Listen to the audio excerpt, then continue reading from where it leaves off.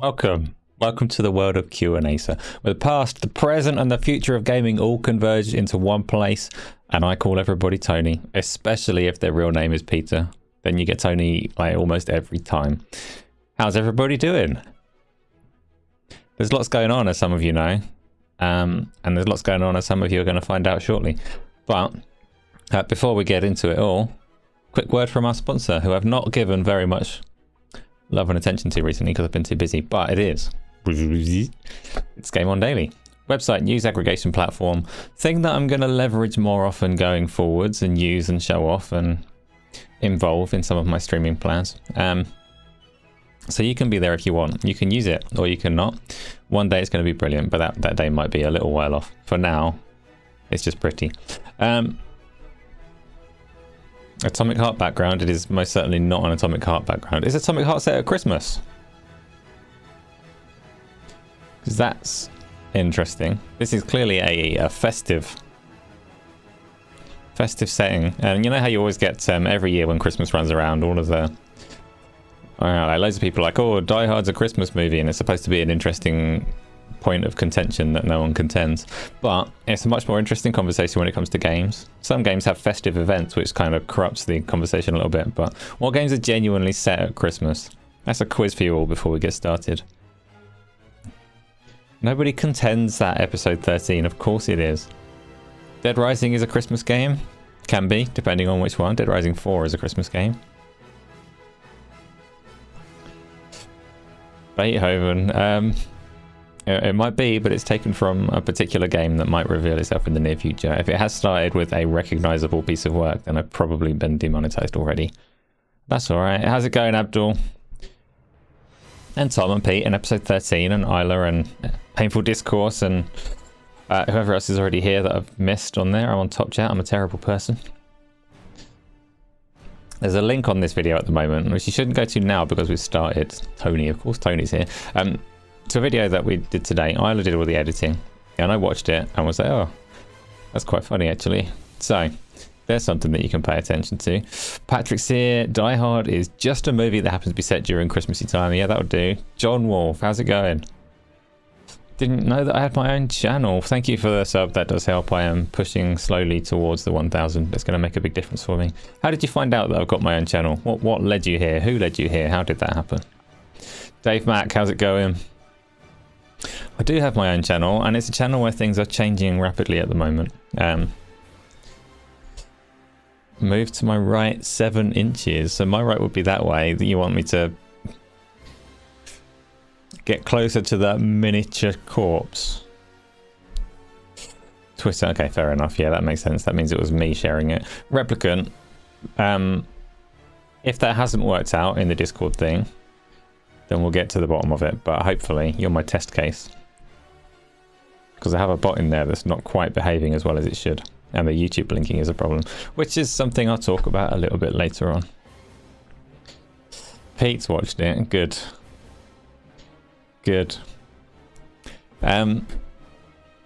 Let's get to it, shall we?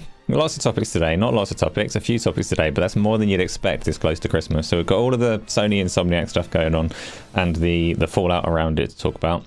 Xbox have confirmed the changes that they're making around Activision Blizzard King, so that's cool. And I'm making changes to YouTube and Discord that we'll talk about and introduce as well. Some people already know. People that are already members of the channel are aware of it. Before we get into it though, before we get into what games we're playing, as we always do, let's run through how the show works so that you know. It's conversational.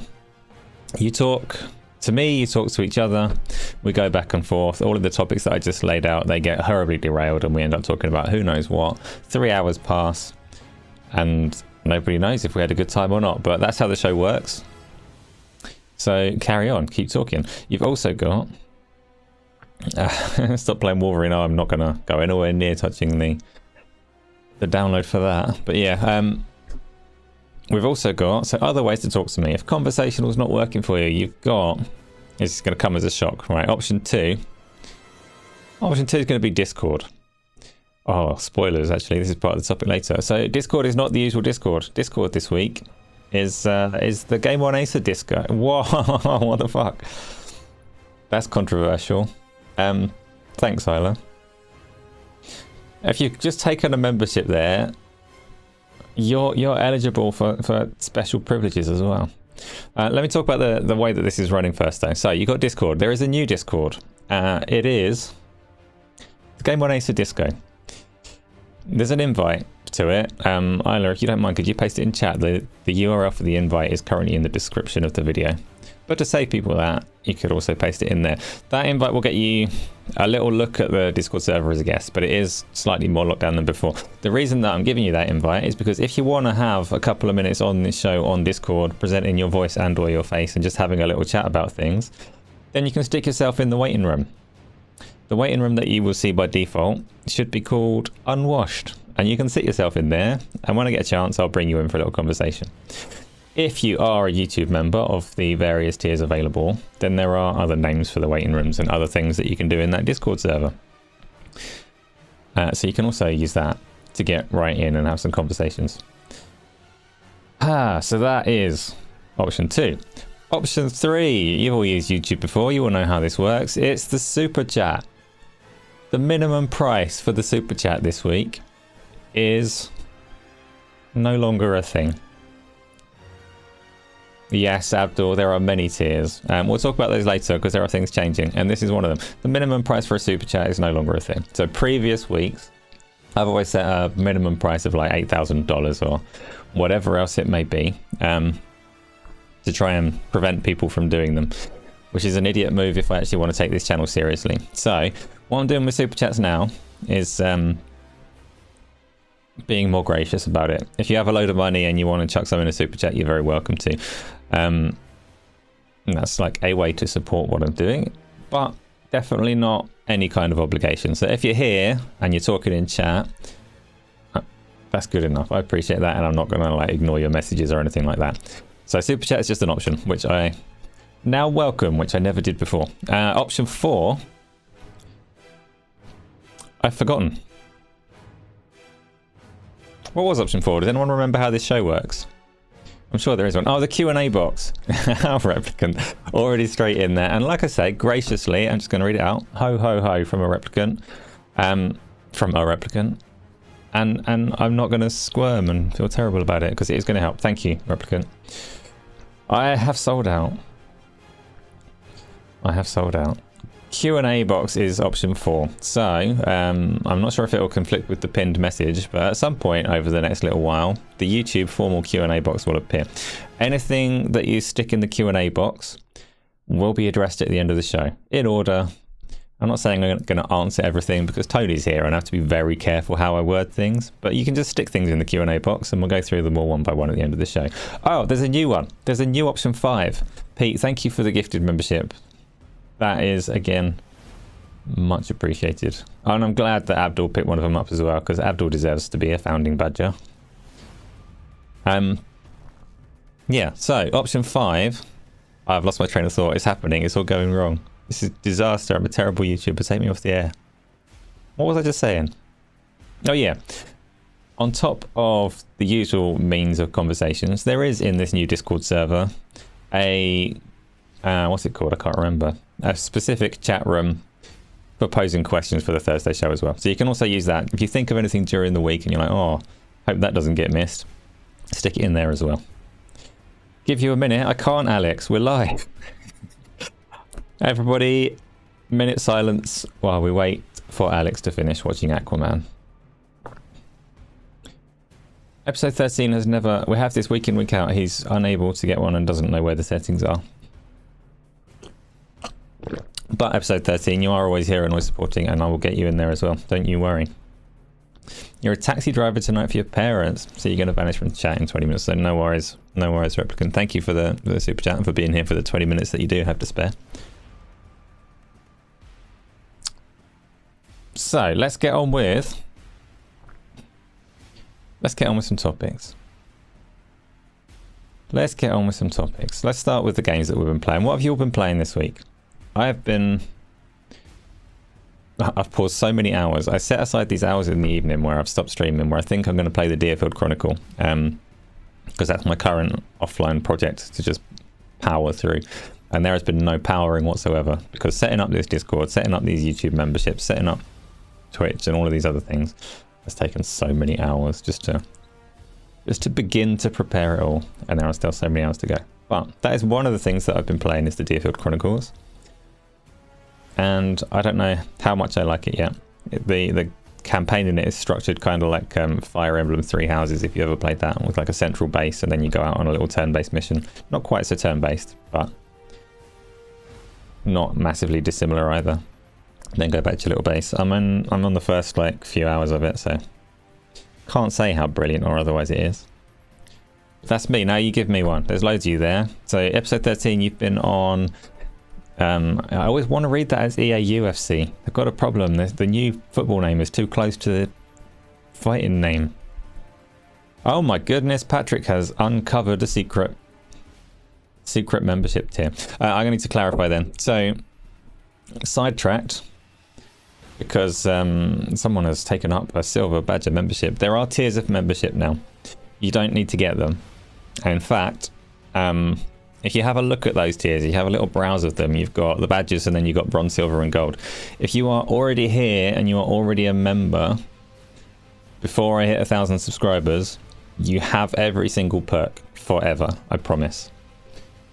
So, like, I appreciate that, Patrick, and you're obviously very welcome to subscribe to higher ones if you want to, but don't feel like you need to. Everybody that is a member has the highest level of perks. You've got a unique tier called Founding Badger within the Discord. So you don't need to do that. But you can, because, you know, I'm planning to put a lot more into YouTube and to being available and engaged, because I really like the community that we've got here. So I'm going to be very busy, but I do need to make that viable for myself, which is all the memberships are all about. Silver, just like your hair these days, fancy. Now, I got a bunch of games and I see some VR games and everything. Right, let me scroll through. So you're still on FIFA. You strictly play it online, episode 13, or is it fun to play on your own as well? And yeah, by all means, play Xbox while you're enjoying the show. That's not a problem at all. Especially if it's FIFA, you don't need to like concentrate, do you? You can listen. You don't need to hear the fake crowd and dodgy commentary. JJ, you completed Assassin's Creed Mirage and you sunk 50 hours into Cyberpunk. How would you compare the two? They're very different games, but are you enjoying, like, Cyberpunk is obviously a big deal of a release when it came out. Assassin's Creed Mirage, I hear mixed things about that from fans of the series. Some of them are really glad it's kind of gone back a little bit, and some of them are a little bit shocked, but very curious to hear how you enjoyed that one. It's not one that I'll touch because it's too stealth focused. The only Assassin's Creed game that I can bring myself to play is the VR one. Maybe some of the newer ones that eschew the stealth. Chris Blackburn, so you're on Alan Wake, the first Alan Wake, or Alan Wake 2? And Call of Duty, the first Call of Duty, or Call of Duty, whatever the current one is. What's the current one? Modern Warfare 3? Or anything in between? And Red Matter on the Quest 3. Red Matter 1 or Red Matter 2? Same question for all of these games. How are you finding the Quest 3? There's quite a few people in this little chat that have got a Quest 3. Which is nice, because it means we can all get involved in some of the multiplayer, which I'm hoping I can get started on Saturday. Isla says, ooh, game on. Tony's powering through the levels on Discord while I can't have a look. And Replicant, your addiction to World of Warcraft has kicked in. I saw you've gone to Classic, haven't you? So you're doing retail and Season of Discovery. You know, there's a good chance that I'm going to be on there with you at some point in the near future. Because it is kind of nagging at me. Bemsy, can someone tell you the ending to Wolverine? No, hopefully whatever's there will get shifted and changed a little bit, but... I'm falling behind. Pete, you've played the Talos Principle 2 2-hour demo. Are you going to get it? You really liked it. You're going to acquire the full thing in the next few weeks. Very heavy on the puzzles, isn't it? Did you finish Talos Principle 1? Is it just your style of game? It's the kind of game where, because I stream so much, I'm not sure I can handle puzzles online. The pressure gets to me and I implode. Call of Duty 3 Zombies is fire. I've heard that the Zombies mode is kind of the saving grace of the current Call of Duty release. Still not enough to make me want to play it, but No, I do want to play it a little bit, actually. What's the kind of meta game for zombies? What keeps you going back to it? Mirage has a lovely setting. Oh, I know the setting and I can't remember it. Can't remember which country it is, but good gameplay, but definitely reverted back to the OG style. It's boring as far as Assetto Corsa games go. Interesting. So do you prefer the newer style of Assassin's Creed over the kind of old ones? Tom, you've not had a chance to put many hours in this week. Only adult Minecraft. Still enjoying Teardown. Are you still working through its kind of campaign thing? Welcome, Bri. How's it going? What have you been playing? I have missed some things. Still on your third playthrough of Red Dead Redemption 2. It's on my list. I've got a thumbnail for Red Dead Redemption 2 that Isla did for me a few months ago. I tried to play Red Dead Redemption 2 on stream. It was weirdly popular, actually. Probably the most popular stream that I've had in terms of people waiting for it to kick off and start. People were waiting for my Red Dead Redemption 2 stream to happen, and then I tried to play it and it just didn't work. My Steam end of year review says I played Red Dead Redemption 2 96 times this year. I can tell you for an absolute fact that 95 of those times were it failing to launch. 95 times I tried to troubleshoot that game. On the 96th one it worked, and now I'm ready to play it. So this music is quite horrible, very festive and Christmassy. It's from another festive game. Good luck identifying it. You didn't finish the first Talos Principle. Did you try it and not like it though?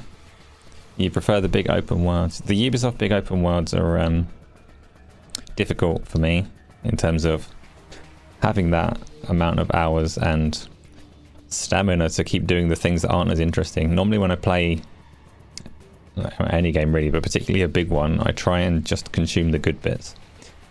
And I'm not sure how well the Ubisoft ones kind of lend themselves to that. Plus I get upset when I identify the formula, which is where Avatar is kind of an interesting one, which is another game that I've been playing this week. Smooth segue back to me for a moment. You've seen me playing Avatar though if you were around. I streamed it during the week. Very, very pretty. And the game suddenly got an awful lot better than it was once it got me fighting and shooting people. But it is still... Again, I need to play it more to form solid opinions on it, but my understanding of it is that they've taken a Ubisoft game, looked over their shoulder to see what's popular in the industry and gone, people like the FromSoft approach to Elden Ring. They like not really knowing where to go, uncovering the mystery for themselves. But we're Ubisoft, so we're going to keep our structure and cutscenes, which is not going to tell you what the fuck you're doing half the time.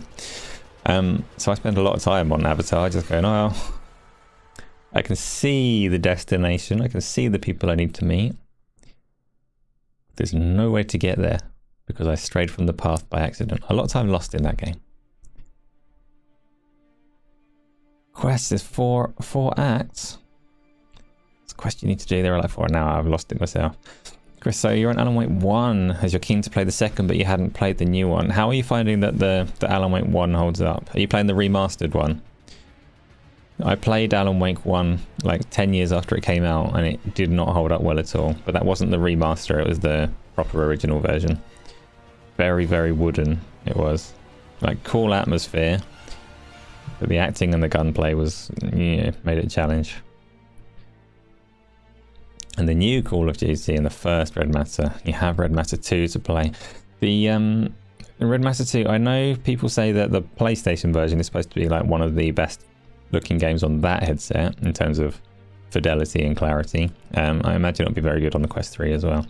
Have hyperlinks broken? They're coming through for me, Isla. I can see your hyperlinks. Are they not showing somewhere else?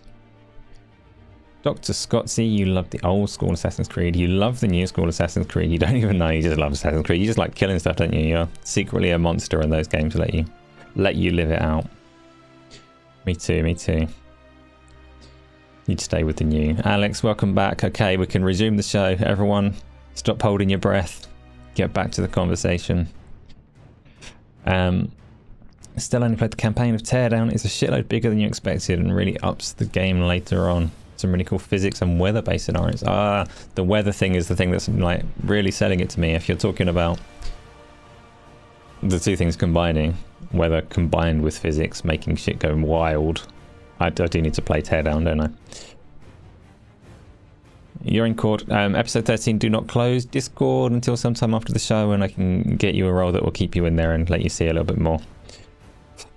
Do you have to make people a guest? Yes, Isla. If you actually, I forgot that you can just do that, can't you? Yeah, can you make episode 13 a guest, please? And then he will stay. What are those blue things called in Avatar? The Na'vi or the Na'vi, depending on which character is speaking. So a quest mark? Yeah. Leaving to work some mornings. Hopefully you've figured out the way there. Oh, Replicant, you played a couple of hours of Asgard's Wrath 2. Tell me about it. I've only played about 20 minutes of Asgard's Wrath 2, and they went very brave of them to start it in the tavern from Asgard's Wrath 1, because that lets you do a very direct side-by-side in terms of cutbacks. Asgard's Wrath 2 is a really interesting one in terms of review scores. Maybe we'll talk about that a little bit later on at this time. Although you won't be there, will you, Replicant? That's sad. What are my thoughts on Sony increasing game price? We'll get to the Insomniac stuff in a little bit, Alex. Don't you worry. I'm on slow chat. No, I'm reading too much. I'm catching up. Bear with me. Should you do Replicant? No, leave Replicant if you can, please. Replicant is linking his YouTube account properly, so hopefully it will automatically do him. If it doesn't, then we'll sort it out.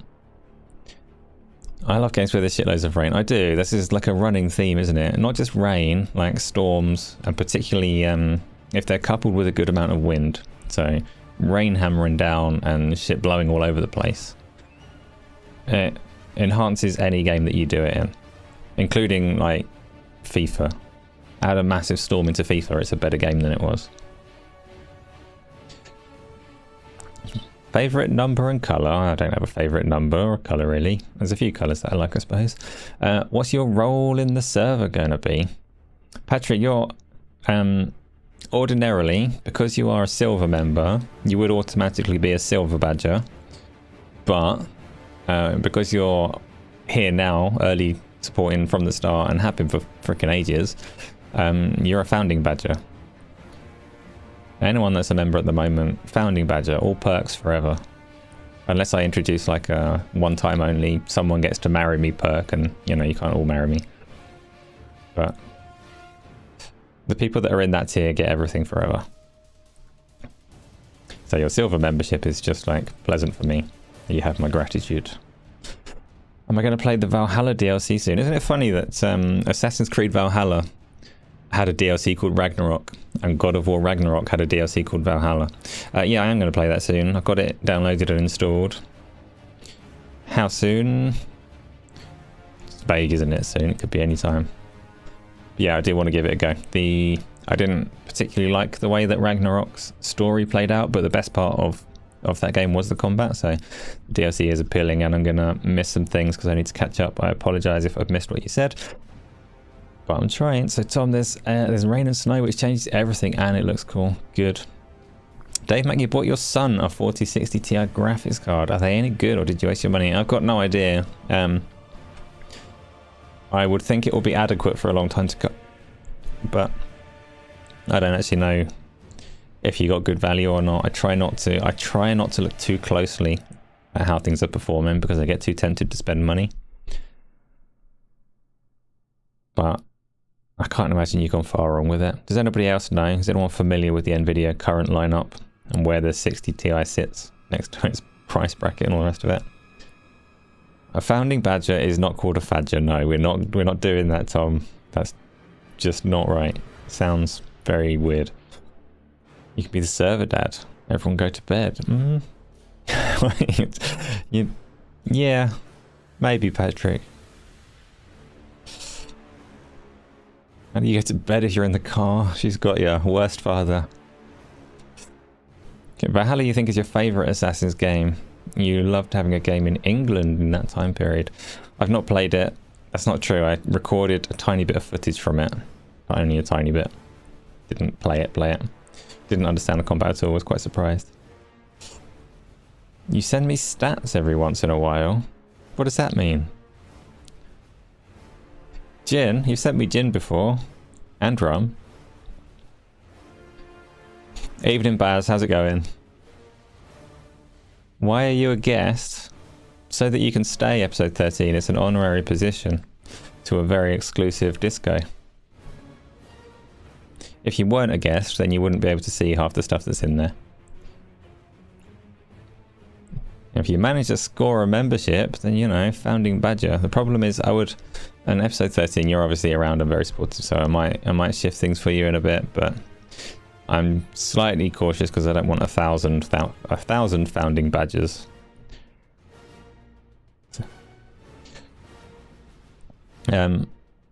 Yeah, but it's good. You're good. You're safe in the Discord. You don't need to worry about what your rank is.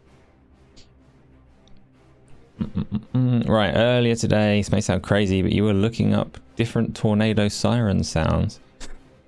That's fine. What, to use as your like alarm on your phone or something, or just because you were curious? Alex, have I ever had a noisy neighbor? If so, how would I deal with it? I actually have always had neighbors that pretty much kept to themselves, I think. Is that true? It's very much true where I am now in my sleepy little village. I'm pretty antisocial as well though, so generally I don't engage with neighbours. If they were annoying, then I guess I might have to. I would definitely intimidate them. Yep. Exactly, Tom. We don't be wanting a thousand of those, do we? What does GPU and CPU stand for? Graphics processing unit and central processing unit, the parts of a computer. Replicant, your Discord is linked to your YouTube. Yeah, so people that are getting these memberships, it does say on the Discord there's a little like welcome how to set up thing, but if you have not already linked your YouTube and your Discord accounts, then it doesn't know what membership tiers you're in and all the rest of it. And it makes it a little bit more tricky. So if you can connect those things, connect Discord to YouTube, not just for the sake of my channel, but for anywhere where you're using that little perk or whatever, then it helps with the automation quite a lot. If you can't do that, or you don't want to do that, then send me a message and we'll work around it. Assassin's Creed Rogue started in Nova Scotia. I don't know that one. You have warm fuzzies for your tiny place being referenced. Is that why you're Dr. Scottsy? Based on where you're from rather than your name. Is your name Scott? Or is it just based on that? I steal everyone's electricity and internet. I would if I could. Yeah.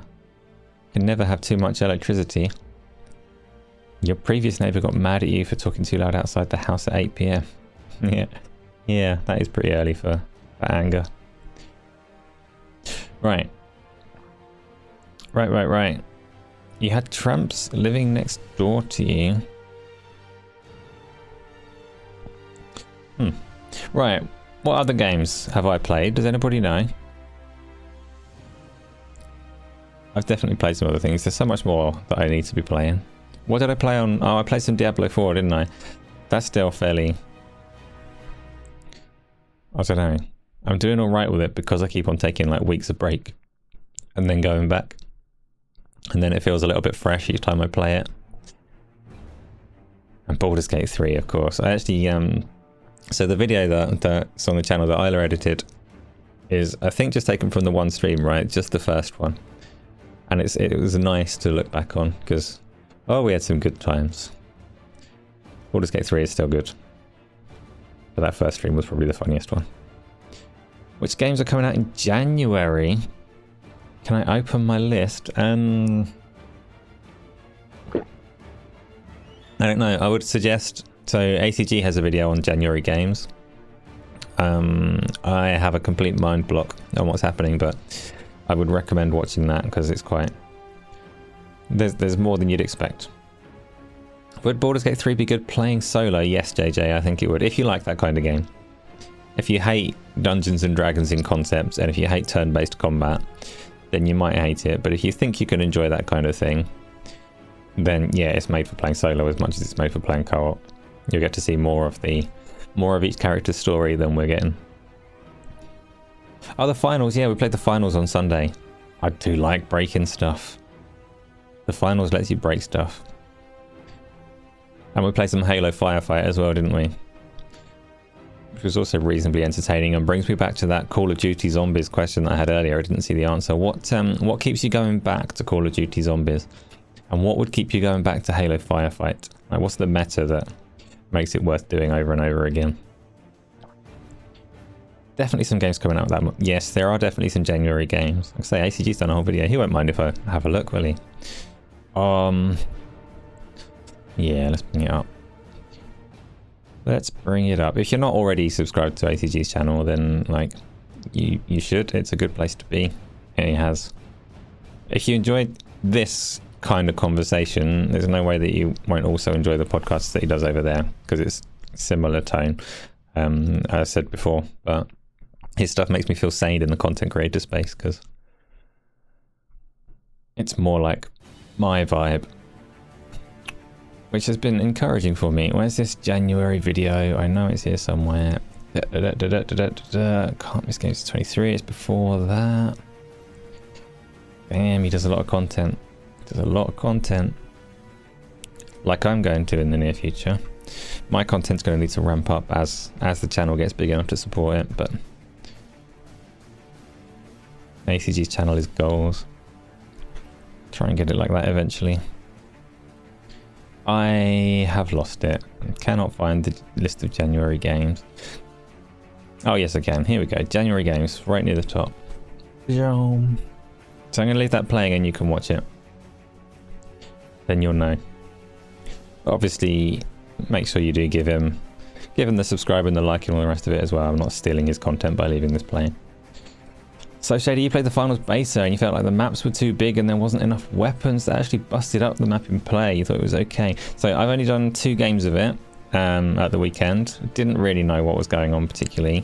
Agree with you that the maps are actually quite big. There was a fair amount of not being able to get to people, and with all the when you talk about it being big, there's the verticality in it as well. It means that you can see fights going on and can't necessarily get there. But I didn't have the same issue with things not blowing up. Stuff was blowing up all over the place.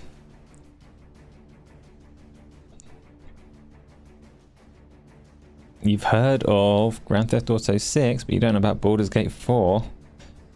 I mean, there's not going to be a Baldur's Gate 4 anytime soon. It took ages for this one. Going to be 2 years until we get GTA 6.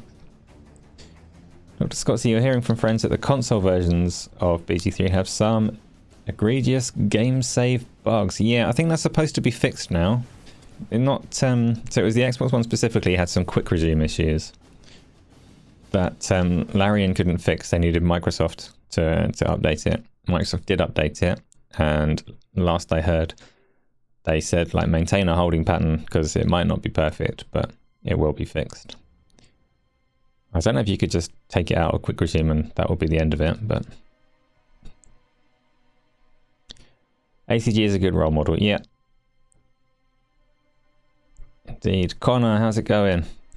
Do you have time to be here when you should be writing your book? I need to get you into the new Discord as well, Connor.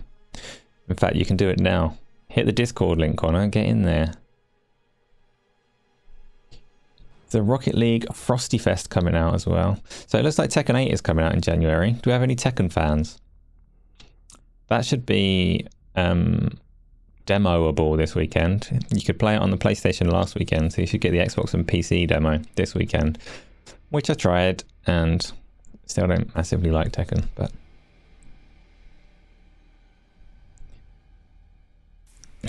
thank you for the link again. When it first originally launched, that Kingpin game looked incredible. Kingpin game. Tony, you're not a fan of Tekken, but you like your fighting games, don't you? You like King of Fighters. I tried King of Fighters, the most recent one. I know it's not that recent right now, but it was real cheap. I tried that. I thought it was utterly wank as a fighting game, but not a Tekken fan. Could be better than Street Fighter. I really like Street Fighter. I'm going to reinstall Street Fighter 6 in the very near future and bring it back onto the Sundays so that you can all beat me up again. Another Prince of Persia game is January as well, apparently.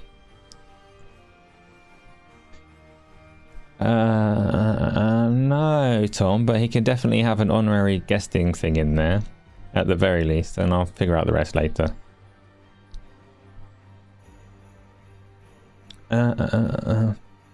Right, let's do topics. Yeah, I don't want to play the whole of it. It's quite long and I feel bad playing this. So I'm going to skip through. So we've got The Last of Us Part 2 Remastered. Anyone planning on that one? Like a Dragon, Infinite Wealth, and Sovereign Syndicate. I've not heard of. This is an ACG special. Which also looks cool. You have the same arm tattoo as Jin in Tekken. Did he copy you or did you copy him?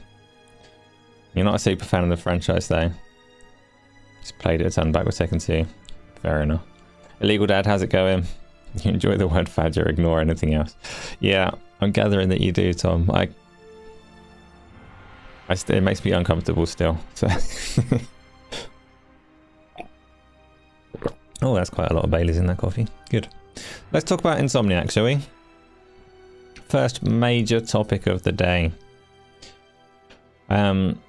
Which angle should we go? Should we talk about the leaks themselves to some degree?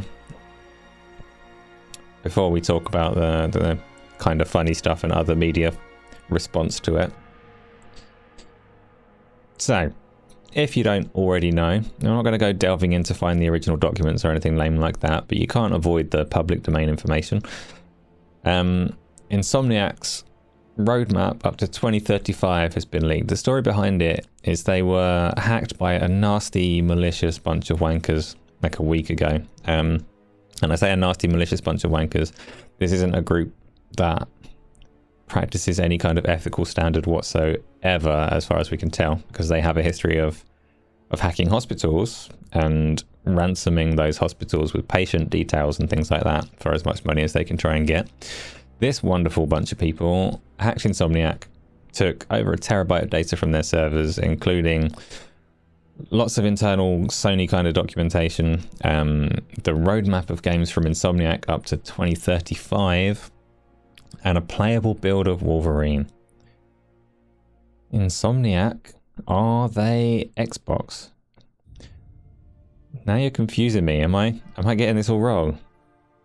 Stop it now. It is Insomniac. You can't fool me. Very confusing. Alex, you got a Game Pass code for 1 month for free. When will it be a good time to use it or to wait for a big drop? That depends. You have to wait and see when we're playing a Game Pass game on a Sunday, Alex, and use it for that.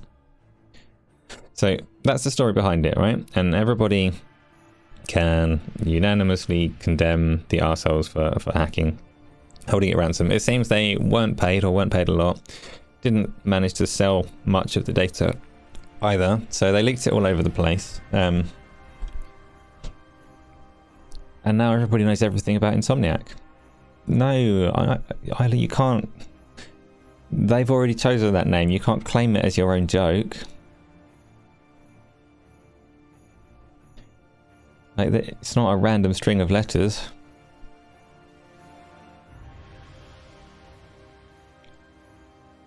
But where was I? So, isn't there a playable? Yes, there is a playable version, a PC build of Wolverine that is out and playable.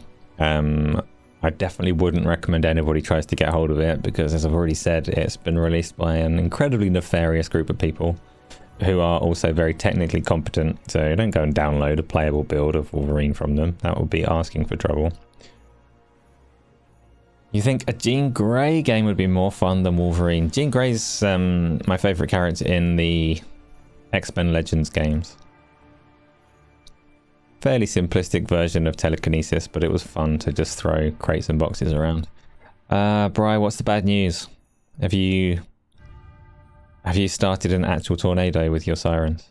When you're on stream, your left nose... How many noses have you got? Your left nostril started to bleed. Hopefully nothing serious, Bri. Hopefully nothing serious. Legal Dad, since Sony has Game Boy security, can employees that had personal info exposed sue Sony? I wouldn't. So the problem with security is it's never going to be good enough to be a very accomplished hacking group. And these hacking groups have prior for hacking hospitals and government institutes. So I wouldn't necessarily say that Sony's security was terribly inadequate. At the end of the day, it's a tricky thing. A terrible arms race that companies can't necessarily win. And really, in an ideal world, wouldn't have to fight. It's a very expensive battle. But can the employees sue them? The employees would be able to sue them if it was found that they had some negligence as a cause of the leak. I would think that then there would be a legal case, but I doubt that that is the case. I suspect they are following reasonable best practice and all the rest of it. Nonetheless, we'll get more onto the that side of things in a minute. So what do we think? The biggest surprise, obviously, so Wolverine's a ways away. The biggest surprise of it is we didn't know that Sony had the X-Men license, which is a big one as Marvel IPs go. There's a lot you can do with the X-Men. What with there being such a wonderful array of characters with so much things of interest about them. And one of the most, like the X-Men comics, films, cartoons, all the rest of it have some of the best Marvel stories as well. So that's a big get. And a sad way to find out about it, I guess. But the finding out's not the important bit, right? Alex, do I have any fighting experience or quick reflexes? Can I defend myself? No, I'm hopeless. Hopeless I am. People look at me and my nose breaks. Yes, you can put it in the Q&A box and we'll maybe talk about it later.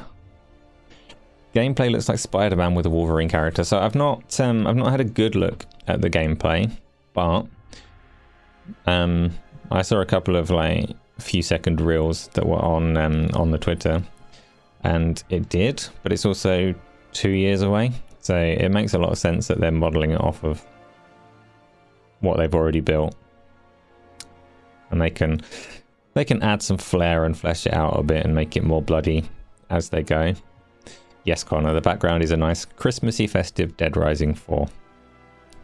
I'm not too worried about Wolverine in terms of early stuff that's been leaked, because Insomniac had good form for making good games, so they probably know what they're doing. They still have, like, Spider-Man definitely isn't perfect in terms of its side missions and all the rest of it, but what are my thoughts on the price increase by Sony and Spider-Man 3 will be 100 plus DLC 150? I don't know. Nobody wants, I've always said on prices, like, we as consumers are on one side of that battle. We always want it to be as low as possible without compromising on like working conditions and quality. So like, that's just a reasonable position to have in terms of how much you want to pay for something. You don't want those developers to be starving or anything. And you don't want them to have to cut masses of corners and give you a shit product. But beyond that, you don't want to pay any more than that. And the AAA development space being unsustainable is not new or revolutionary, or revelationary, I should say. It's been talked about since the Xbox 360 days that it was unsustainable, having these ever spiraling development costs and relatively fixed prices, which is why we get microtransactions, which is why we get season passes, which is why the whole industry is shifting towards subscriptions and all the rest of it. So I don't want to pay more. At the same time, I do value games very highly, so if it was necessary, I'd be lying if I'd say that I'd refuse. So, what are the stripy what? No, Tom. Go back to your fudges.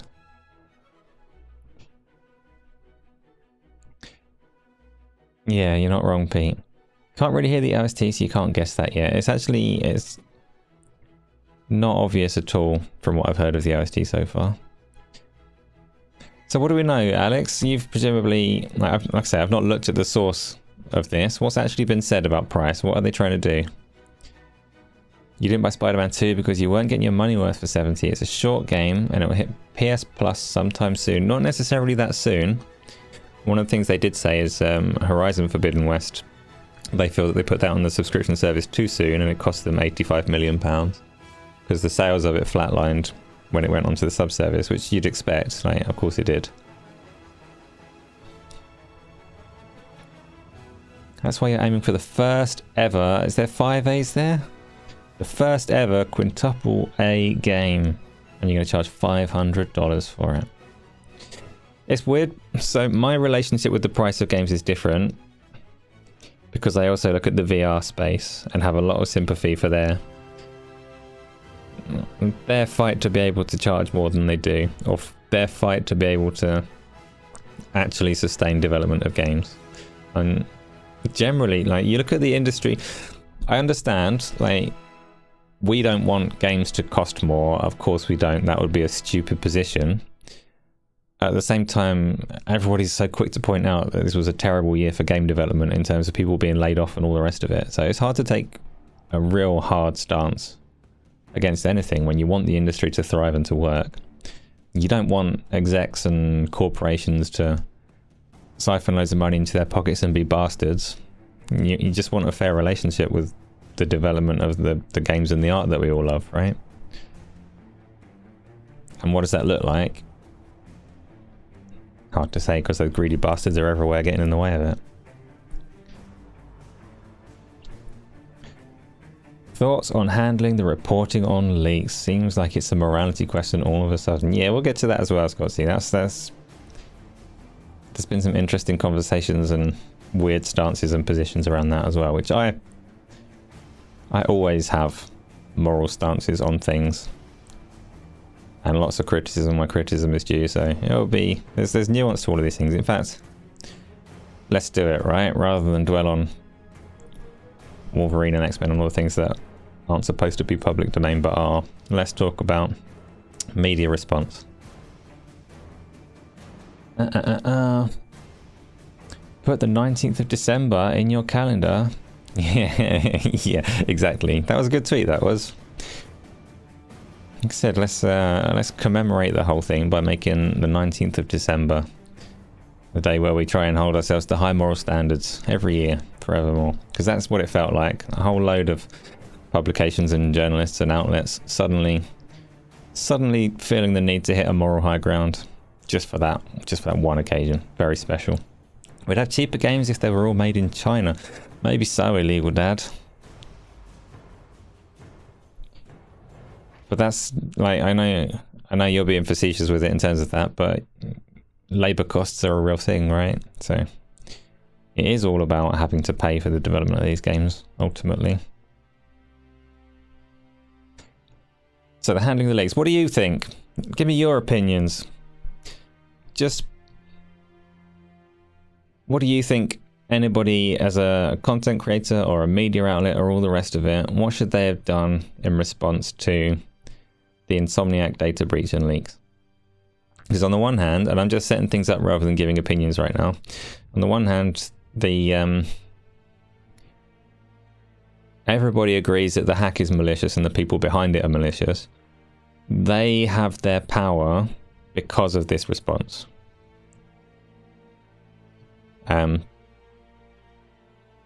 So people being willing to disseminate information, ill-gotten information, is the reason that these hackers are able to extort loads of money from people, right? And that doesn't make it people's fault. The people disseminating the information and consuming it and getting excited about games aren't the ones to be blamed for this hacking attempt. But you can't deny the link at the same time, right? And better security was easily done. No, without knowing what security they've got in place, that's a very big call. You don't feel bad for Sony? You recall the hack years ago when consumers had their data leaked. Sony didn't care about you or anyone else then, so why should you care about what happens to Sony? You think Insomniac will be fine if Sony pays the hacker? Things will encourage them to do more ransoms. They're going to do more of this anyway. There's not really, like, from Sony's point of view, there's not really a correct response, or in terms of setting a precedent or whatever. Like, they can sit there and say we don't negotiate with hackers and all of the information goes everywhere. And I guess in theory, if everybody was that resolute, if every company was willing to say we're not going to negotiate with hackers, then the data would lose its value entirely and the hacks would stop happening, potentially. But that's not real either. That's not the real world. This Payne, how you doing? What have you been playing? Sarah Grant used to work in the energy sector. Every decade they lay staff off trying to reduce the workforce. Happens in every industry. Yeah, that's true. Like, and we know that the reasons for layoffs in the gaming industry aren't strictly that games aren't expensive enough for all the rest of it. We know about the overhiring during COVID and the industry shrinking and all the rest of it. All of these contributing factors. Darge was the hacker. They should never pay them. It would be the right choice. There's a different argument as well, because as other people have said, like Sony shouldn't pay them to prevent X-Men from leaking or Wolverine and all the rest of it. But it is also their employees' personal data that you could say they have an obligation to protect. So it is a complicated issue from many angles. It is a complicated issue. The ones that have to blame here is Sony. They've gotten hacked 3 times this year. Yeah, but you know, they're using Windows, so... they do need to up their cybersecurity. Have Sony been hacked 3 times this year? They had... This is the, like, by far and away the biggest one, isn't it? But Tony was the hacker. He was trying to ransom Insomniac into making a Peppa Pig game. No, Microsoft don't get hacked, but Microsoft are huge, right? And they have...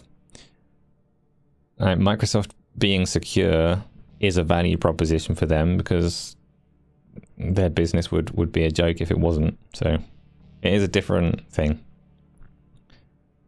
And Microsoft did get... So the Azure team had an issue this year, didn't they? But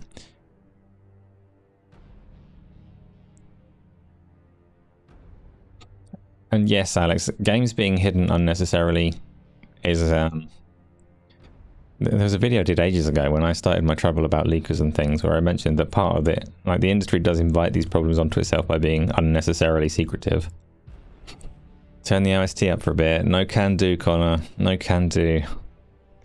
Because for some people that would make it too loud. It's the headphones versus speakers issue. Damned if you do, damned if you don't. Hackers will carry on whichever way. That's true, Tom. But so let's go back to the angle that we were looking at, though, because the stuff that's gone around social media that's been fun to watch, the posturing and all the rest of it. The biggest example is obviously Kind of Funny.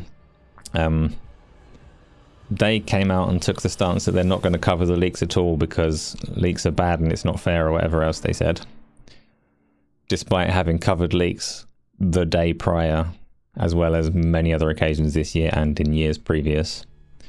And it came across quite funny, right? Weird high horse to climb on when you haven't earned your way up there through your own behaviors. And there's been lots of back and forth and pushing and shoving between various people in terms of how it should be handled, what's right, what's ethical, what's morally okay as a journalist, what you should be reporting on and what you shouldn't. What do we think here? What do you think influencers, content creators, journalists should be doing with this information? Greg Miller is unbearable when you can't stand him. Do you know, Connor, I've not watched any of his content, including this current stuff. I saw a skit that he did that was very try-hard. And I was just... I don't know, it didn't appeal to me, but I don't know anything about him to say anything positive or negative. He's part of a funny little clique that definitely includes some people that I wouldn't rate highly, but at the same time, like Snowbike Mike is Kind of Funny and he seems like a good guy, and you've got Gary Witter and people like that seem reasonable. So I don't really know. I try not to follow celebrity culture too much. If you want to, like, might be being a bit generous calling them celebrities, but you know what I mean. Personalities in the public spotlight are not something I'm particularly up to date on. So I don't know who they are, but he came across very badly taking this weirdly hypocritical stance around Insomniac. It's already out there, so cover it in a responsible way. Yeah, and I've not seen a single, like, obviously nobody is covering the employee's personal information or anything like that. Partly because people aren't interested in that, and partly because that would clearly be ethically horrible. Journalists shouldn't report on leaks at all. It's them driving attention to the leaks. Well, there's a funny thing that them driving attention to the leaks that are an influence to more hacker groups. This is one of the funny things about the stances people have, because there's this massive, like, you can't report on this, it was stolen through hacking angle that people are taking when they're on the little high horse. And it's funny because if you talk to anybody who's like serious about data security and understands that, they would all categorize social engineering as hacking, because it just typically with data, like information security, you got really sophisticated ways of stealing it, like what these hackers have done to Insomniac, but the most common breach is social engineering. Human hacking, yeah. And if you're going to take an ethical stance against reporting on leaks, it applies to freaking all leaks pretty much, right? And I'm not... no. Tom Henderson's got his stance, and he's at least consistent with it, right? I've said before that I don't necessarily agree with what he's doing, but he's at least consistent with it. But these people that are taking a stance specifically for this one leak really need to understand that they should be taking a stance. Like, take the stance if you're going to take the stance. Don't just pussyfoot around Insomniac because it's a big deal or whatever. I don't know what their reasoning is. Imagine not reporting the news. Well, what do I think of the completionist scam, Baz? I don't know, because I don't. That's like big YouTuber culture that I don't really follow. If I put my finger up and sense the winds, it seems he stole a load of money that was intended for charity. He apologized and some people believed him, and now cracks have shown and nobody believes him anymore. Be kind of funny when they report on the next leak that isn't from a Sony-owned company. Yeah, JJ, but as soon as they report on a leak that's like somebody breaching an NDA and sharing something through a secret Discord through some clout-chasing influencer is also a crime. Like, yeah, it's smaller, but consistency is all I ask. I understand if you want to take like Tom Henderson's approach, where you say actually it's games news, it's not that serious. I understand that stance, and it's consistent, so I can respect that more than picking and choosing when you apply the rules.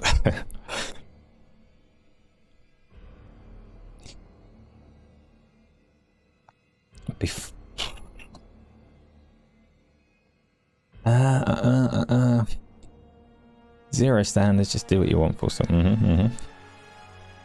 Well, yeah, Legal Dad, that's true. These are just gaming things, not nuclear secrets. There's no reason for half the secrets that are kept. It wouldn't do Sony's any harm that people know an X-Men game is coming. Ultimately, so long as the game ends up good, right?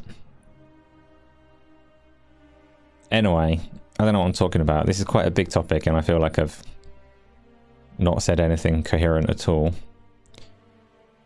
But it's been fun to watch, let's just say that.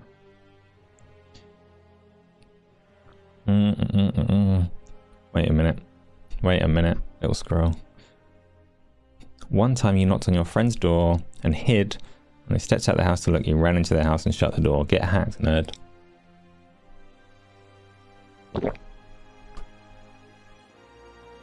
10-year plans can change massively. Yes, they certainly can, but that's one little interesting tidbit that came out of it.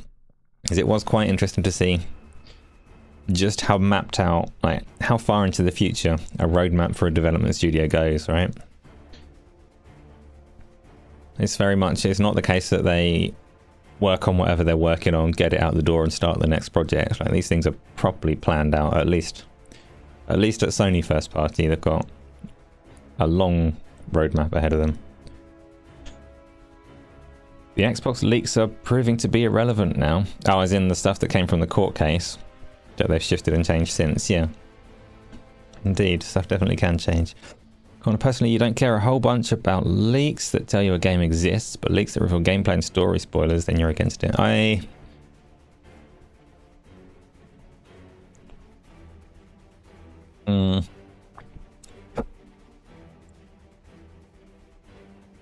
I'm going to be careful what I say. Not breaking an NDA isn't something to applaud, yet they all have zero problem reporting on them. Then this is clear bias to protect the plastic box of their choice. So shady. The reason that I upset people a few months back was that I said that the people that facilitate breaking NDAs also aren't on the right side of an ethical line. So the people that encourage people to break NDAs so that they can chase their Twitter clout and all the rest of it are also doing a wrong one. And I stand by that. I still think that, and still wouldn't do it myself, but there you go. JJ, you're not against any of it, as you find it interesting to see what's coming out. It just sucks for the devs. Yeah, and there's no reason for it to be so secretive anyway. You don't get it in movies. Like, you know every movie that's in the works way ahead of time. It doesn't do it any harm. It wouldn't do us any harm to know a bit more about what our game developers are doing. So it is a problem that the industry invites, because they have an audience with an insatiable thirst for knowledge, and they deny them that knowledge.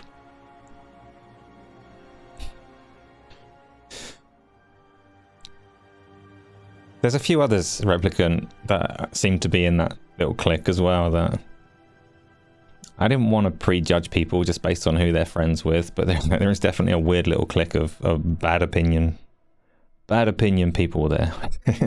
But never mind. Time to clean up and pour another. Absolutely, Tom. Never give Gaz access to it. No, Gaz is on the right side of it, more or less. Gaz, okay, I know he showed terrible form when he was trying to protect Colt's Starfield access, but typically breaching NDAs isn't a thing that Gaz would do. Partly because he's a lawyer and he understands that they are real.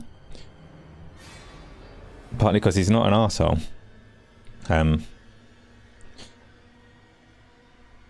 So no, you can trust him with information, more or less. You knocked your drink over and then dropped your phone in it. Or at least it wasn't deep, presumably. You wonder how Insomniac feels about the leaks, knowing that they're the Sony Marvel machine and never going to make a new IP for decades. They did have 2 new IPs on the list, didn't they? The other interesting parts about the roadmap were the positioning of Spider-Man Online and X-Men Online and Wolverine Online. Don't know how you take Spider-Man Online, really. We know that Sony want online, more money, all the rest of it, but multiplayer Spider-Man? Why is that on the roadmap? Who knows? Gaz walked the line well with Colt. No, he bloody well didn't. Gaz threw Colt under a bus, essentially. And is fortunate that nobody at Xbox particularly cared. Yeah, maybe actually. There were rumors that they're on a Spider-Verse game, so maybe Spider-Man multiplayer is the Spider-Verse game.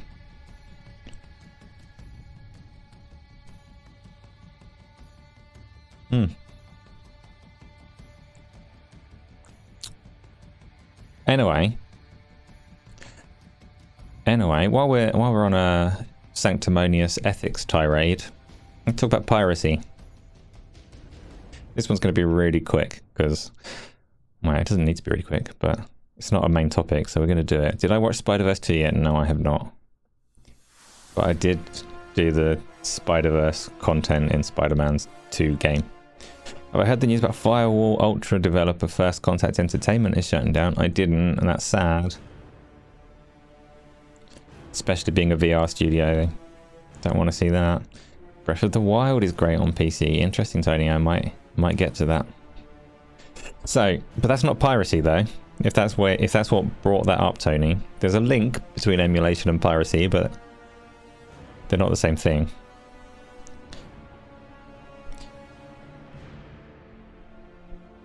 You like piracy? Oh, we are going to fall out. So the thing that I keep seeing at the moment is this, pirates are always shitheads, generally. I'm a big fan of ethical piracy. Like, I believe in ethical piracy. Philosophically. Whether it be art or whether it be the tools to create art, everyone should have access to those in an ideal world, right? So philosophical, I like piracy. Ethical piracy. If you can't get hold of art and you can't get hold of stuff because of gatekeeping behind money and all the rest of it, that sucks. So I'm in favor of ethical piracy. But the ethical pirates aren't the loud ones. The loud ones that sit there on Twitter telling you that piracy is brilliant and everyone should pirate everything, they're the unethical ones that just like to steal things. And the latest one that keeps going around is, since they saw the terms of licensing and games going away and stuff, they like to say, if buying things isn't ownership, then piracy isn't stealing. And then they walk around with like a little strut thinking that they've said something smart. And it gets on my nerves because piracy isn't stealing. Piracy is piracy. That's why they call it piracy. Piracy is illegal. You have not said anything smart with your little stealing line, you stupid shit. That's my stance on that. I very much believe in ethical piracy. I support it. I think everyone should have access to art and things. And I think most developers that are making games are of the same mind. They'd rather people had the opportunity to play the games than not. But ethically, if you're on the correct side of that gate, if you're on the side of that gate that can afford to pay for this art and pay for these tools, then you should be paying for them. Otherwise, the world falls apart. Like, the people that are making them deserve their day jobs. Really, that's my stance on piracy. What about the rest of you? Have I offended anyone? Is there anyone here who is taking everything that they can get and thinks they're sticking it to the man by doing so?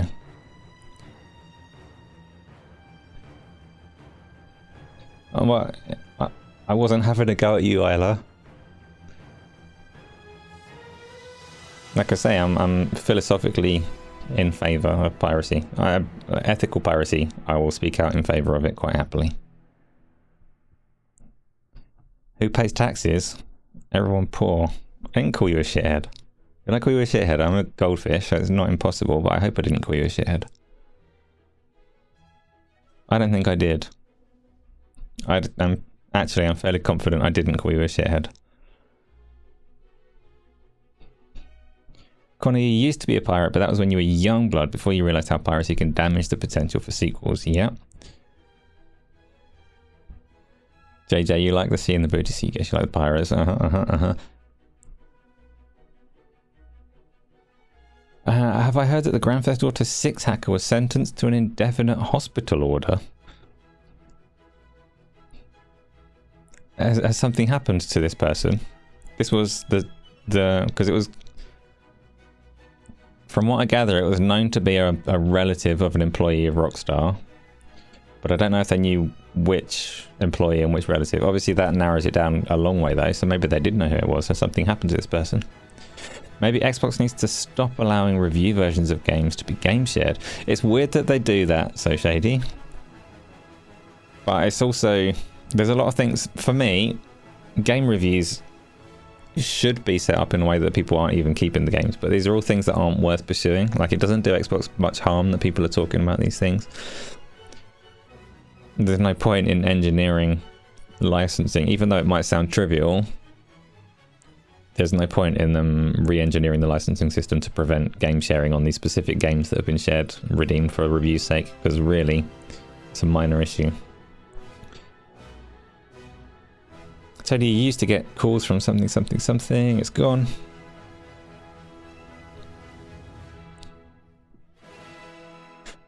So who yeah, I mean, the NDA thing though, in theory, Cult breached his NDA by letting Gaz play it on GameShare, right? So Microsoft shouldn't have to engineer a solution to that, because part of the NDA is that you don't let people access the game.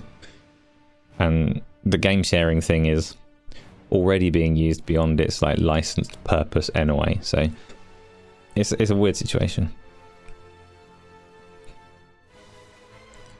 Sauron Grant, thank you. I'm glad I'm not a complete loony. Sometimes, or oftentimes, when I try to walk an ethical line and take a moral stance, I'm aware that that has little place in the universe, and I'm just doing it despite myself. But I'm going to keep doing it. And if, you know, make my own life harder for myself, but that's the way that it is. The article is out if you want to see. You can post it on Discord. Privacy or piracy? Wait. Which article, Alex? Oh, on the person getting injured. Can you... You don't have me on Twitter, do you? I can't get onto Discord at the moment, Alex. In fact, I can on my phone. Yeah, stick it on Discord. I'll have a read of it. Is the OST from Wolverine 2026? Kind of, that is funny. But no, it is not.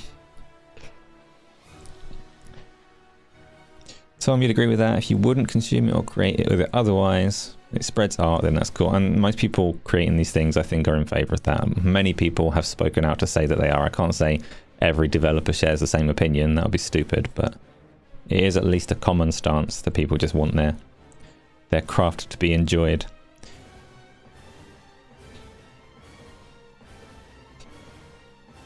What does it mean, an indefinite hospital order? I mean, it sounds like mafia talk where they've just broken some kid's legs. But I don't know. I don't know. He has to stay in hospital, supposedly low-level prison, until deemed not a harm to society. Oh, so it's not actually like... They haven't just done physical damage to this kid to keep him in a hospital bed. Did I read your OST guess? Oh no, Isla, I missed it. Please repeat. Is the OST Ratchet and Clank? No, it's not Ratchet and Clank.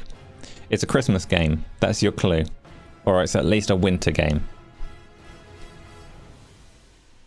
I'll elaborate on the clue. It's a game from a series.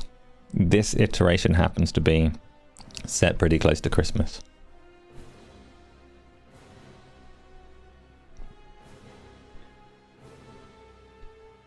It's on IGN. Wait.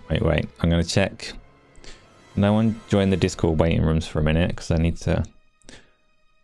do I? Yeah, I do. I'm going to check. So Alex is going to put it in the fancy new Discord. Reminder to everyone. Oh, that's a topic we can't miss. Reminder to everyone. There is a new Discord. That's worth joining. Alex, which Discord did you put it in? I can't see it. Popping back into my little chat room. Do I have to go to IGN? I guess I have to go to IGN. IGN care about my privacy. Privacy? Privacy. GTA sack. Okay, here we go. Let's have a little read. Right, GTA 6 hacker sentenced to indefinite imprisonment in secure hospital. The culprit was a member of the hacking ground, Lapsus Dollar, and other members are still believed to be alive, so it's not a relative of someone there. The hacker primarily responsible for leaking dozens of blah, blah, blah, blah, blah. They've been sentenced to indefinite imprisonment in a secure hospital. So why would it be a hospital? Is it someone that has a need for hospital care and is now sentenced? They were out on bail for the Nvidia attacks. They were out on bail for the... What a freaking idiot. Carthage was apparently out on bail for hacking Nvidia. So the big Nvidia leak about all of the games coming, including all of the Sony ones that are like notoriously well known, was on bail when he decided to hack Rockstar. Freaking idiot. Already been caught. Okay, acute autism, so deemed unfit to stand trial. So this is the indefinite hospital order is because this person needs care and support. So they've got a sentence to stay in hospital to not be a danger to society. Now we know what it means.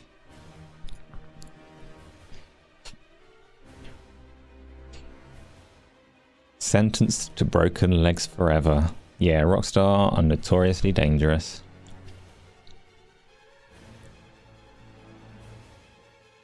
Wait a minute. You could have DM'd it. Okay. Less time than forever. Didn't he get forever? It said indefinite. Okay, let's do... Oh, I still got the window open. Let's do the other topic. We're going to really quickly cover, actually, before I go onto my YouTube channel stuff. Let's talk about Activision Blizzard King and Xbox. Because this happened quicker than... or as quickly as we could have hoped. Microsoft acquired Activision Blizzard King, and there was all of this talk about what happens to Bobby Kotick. Does he stick around? He said he was contracted until, I can't remember, was it March or something? And that he was going to be on his way. But no, he's on his way quicker. He's going out the door now. Yes, I did see the thumbnail with Bobby Kotick in the bin. Fine place for him, except that he's far too wealthy. Bobby Kotick is the kind of wealthy that doesn't pay taxes. Game on, Pete. You were surprised to see that Lulu is going. Yeah, it was always on the cards. She's a sly one. She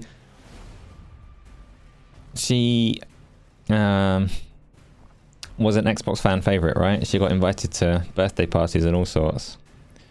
But she was also very accomplished in talking and communicating. So she was the chief communications officer, and she flexed her credentials quite frequently on socials by like reframing messaging from other companies and things to show.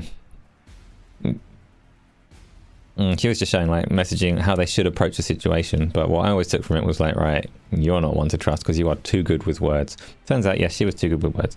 It might be that actually she wants to stay around Activision Blizzard King and Microsoft don't want her, but more likely the payoff was always the most important thing in getting this deal over the line. So Lulu is going, which Xbox fans will be sad about because she seemed like a good one in terms of understanding games and doing good cosplays. Bobby Kotick is going. Nobody in the universe is sad about that.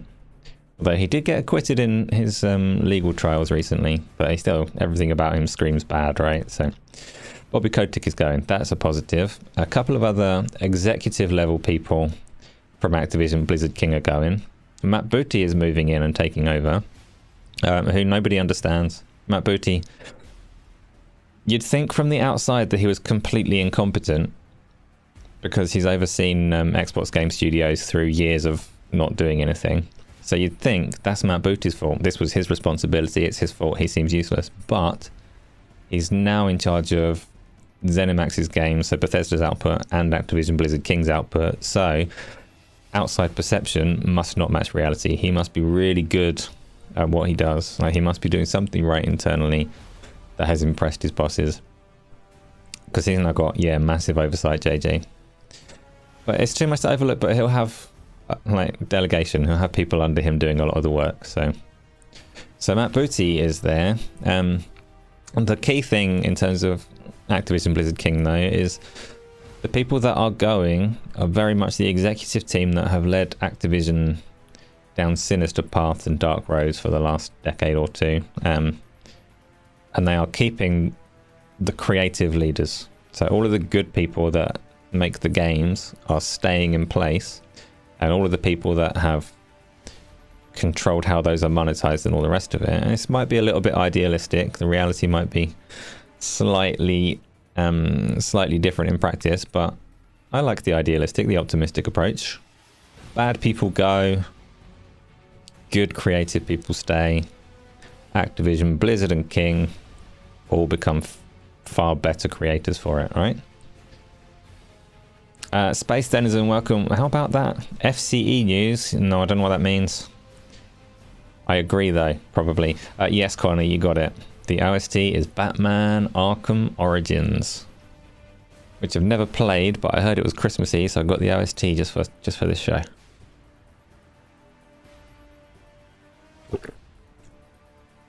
That's the games you've been playing, Space Denizen. Lego Brick Tales, you know, that wasn't even on my radar, and so many people have said that it's really good in VR.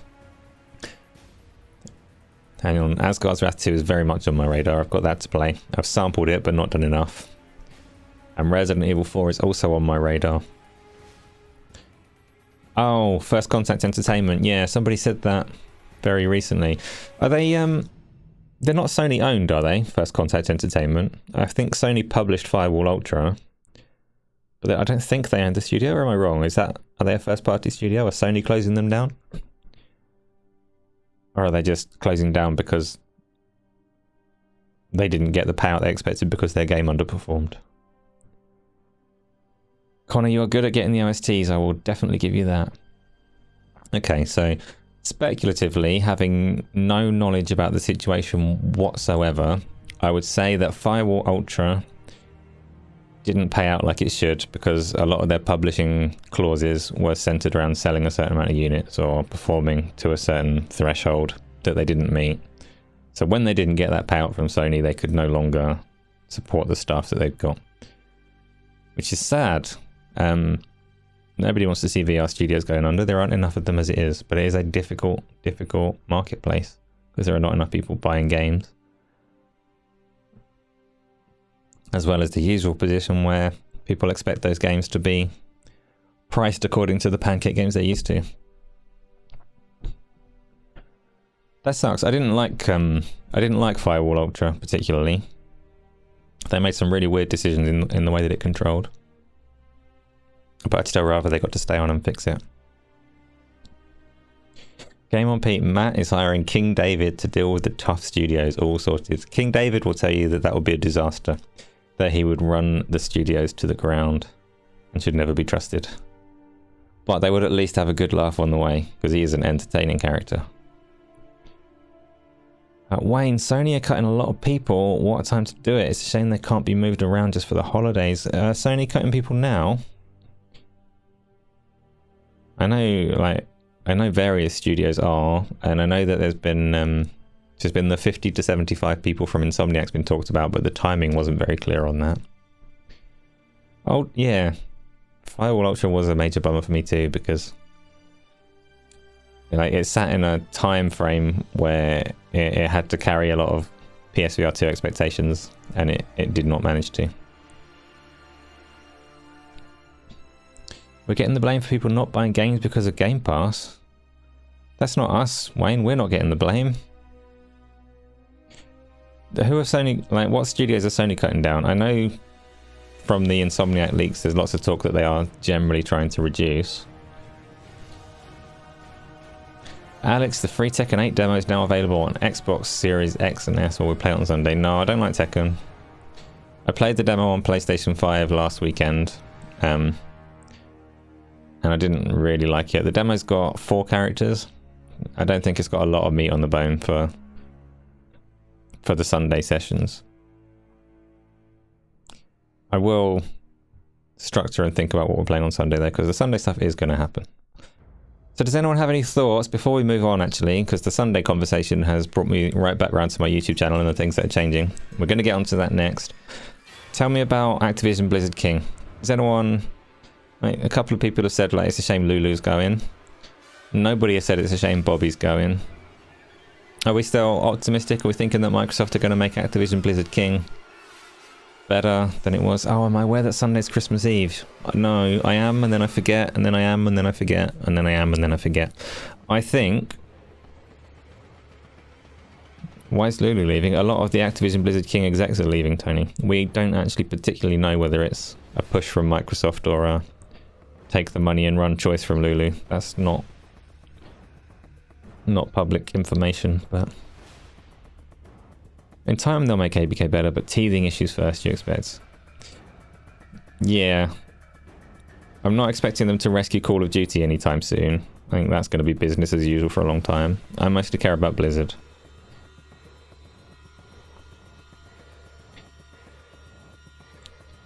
Yes, Tony, we need new leadership in those companies.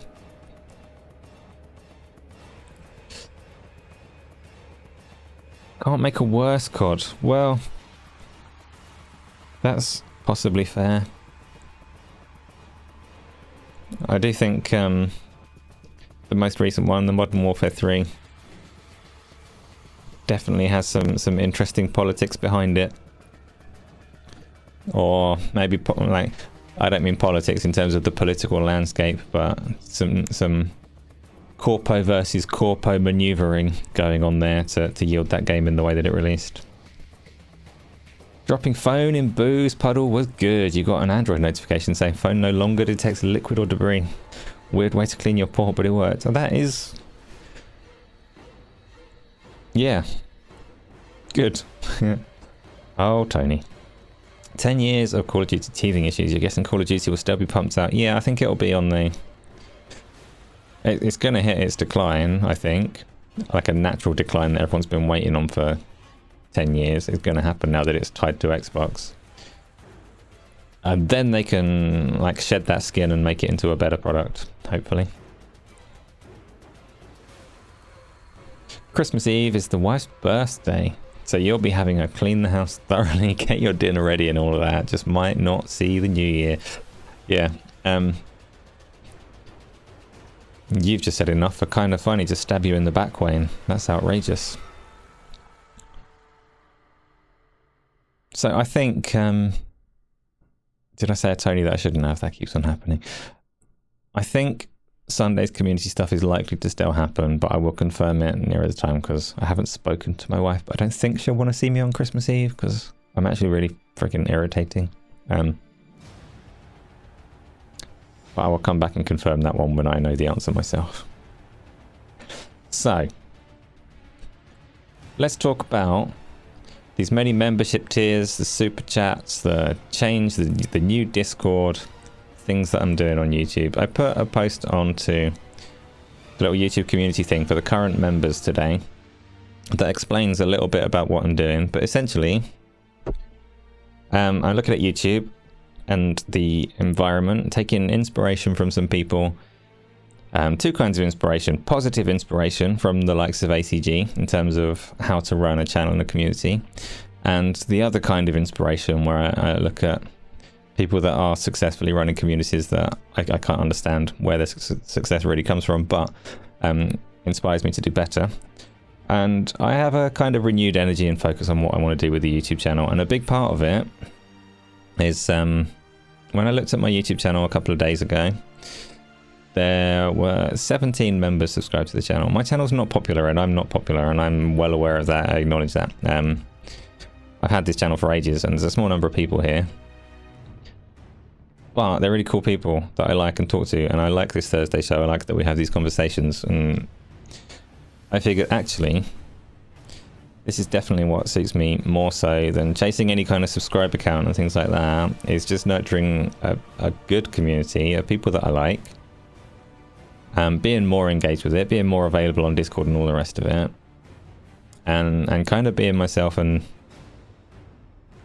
making this space suit me, because all of you are here and all of you keep coming back, so there must be something to that. It's a high percentage of members to subs. It is. So what I want to do is more of everything. I want to do the reviews, because I quite like doing the reviews. I think those are like relatively broad appeal content that I'll keep at. But I also I like this show, and I like the streams and things. And what I want to do differently is, in future, I haven't quite finished setting it up yet, but in the very near future, when I'm doing my game streams in the evening and all the rest of it, I want to keep up the frequency of those, get them a bit more regular, but also kick them off with something like a light version of this Thursday Q&A stream. So they will have more of a conversational opening where we'll spend like 20-30 minutes talking about topics and things that are going on before getting into some gameplay, because I still like playing games and that's still necessary. I also want to make sure that I keep up the community games that we do, and possibly expand on that if there's time, so get some more opportunities to play games. And I want to do more of everything. But realistically, for me to be able to do that, I do need to stop telling people to stop giving me money. I need to stop declining super chats and all the rest of it, which is why you now see all of these membership tiers and super chats and all the rest of it. But like I said earlier, I do not want to ask any of you cool people that have supported me all of this time to start giving me more money, because that's just gross and icky and I don't like it. What I do want to do though, so I want to leave it open for people to throw support my way if they can. But all of you that are here, all of you that are supporting from the start and all the rest of it, you get all of those benefits forever. Like all of the stuff that's in those membership tiers. If you're a member right now for £3 a month, you get the gold tier membership benefits all the way through. I need better internet. No, it's working perfectly, Alex. It's fine right now. And YouTube didn't make it easy. YouTube does not let me kind of grandfather perks over, or I wanted to lock the tier of members and say, right, you guys are golden forever. YouTube doesn't let me do that, but I'm making it happen via Discord. We should play Wolverine 2026 on PC this Sunday. Connor, you're welcome to download it if you want. I will not be touching. But yeah, that's my YouTube thing. So, like I say, there are now tiers of membership. Ignore them as much as you want. If you're not on the Badger tier, that's fine too. Like, turn up and be here, and the conversational flow doesn't change. You're still massively appreciated, and the back and forth will carry on.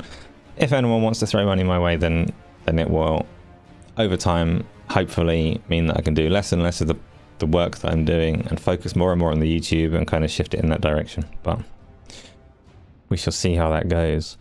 Still the king's internet. I'm not sure the king uses the internet much. I'm not sure his fingers are suited for controller or keyboard. Starfield celebrates 13 million players with a new infographic. 40 hours is the average playtime per player. Alex, that singular stat, the number of players is like, we know that games on subscription services get bloated player counts, but that makes the 40 hours all the more impressive. Like, you'd expect it to be really low. Most games on Game Pass, if you take the average hours per player, it's going to be like 20 minutes or something, because people try things and they fall off. So for Starfield to have an average playtime of 40 hours, it's still got that bloat around the player numbers. So there must be people putting in a hell of a lot of time. So well done, Peter. Well done. Has anyone played more than Peter? Has anyone shot past the 200-hour mark? Can you get a shirtless stream for £3 a month? You cannot. Is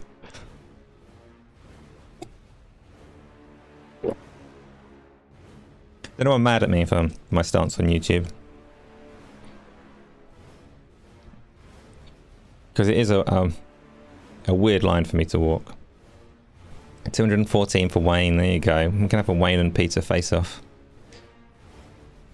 Tom, you're 40 hours. No, 40 hours is the average. That's lots of people thinking, when's this going to pick up? Well, I will say, I'm not undermining the stats or saying that it's a complete lie, but my Xbox yearly roundup said that I played 39 hours of Starfield.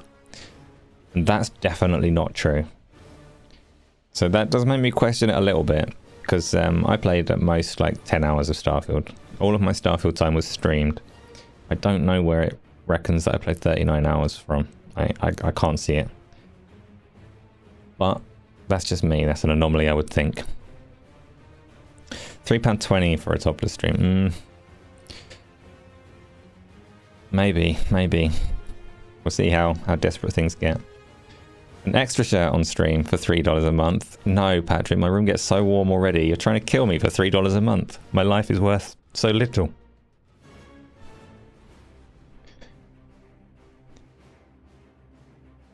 Need to have it work for me and be comfortable with it, so it's great. Yeah, it's gonna happen.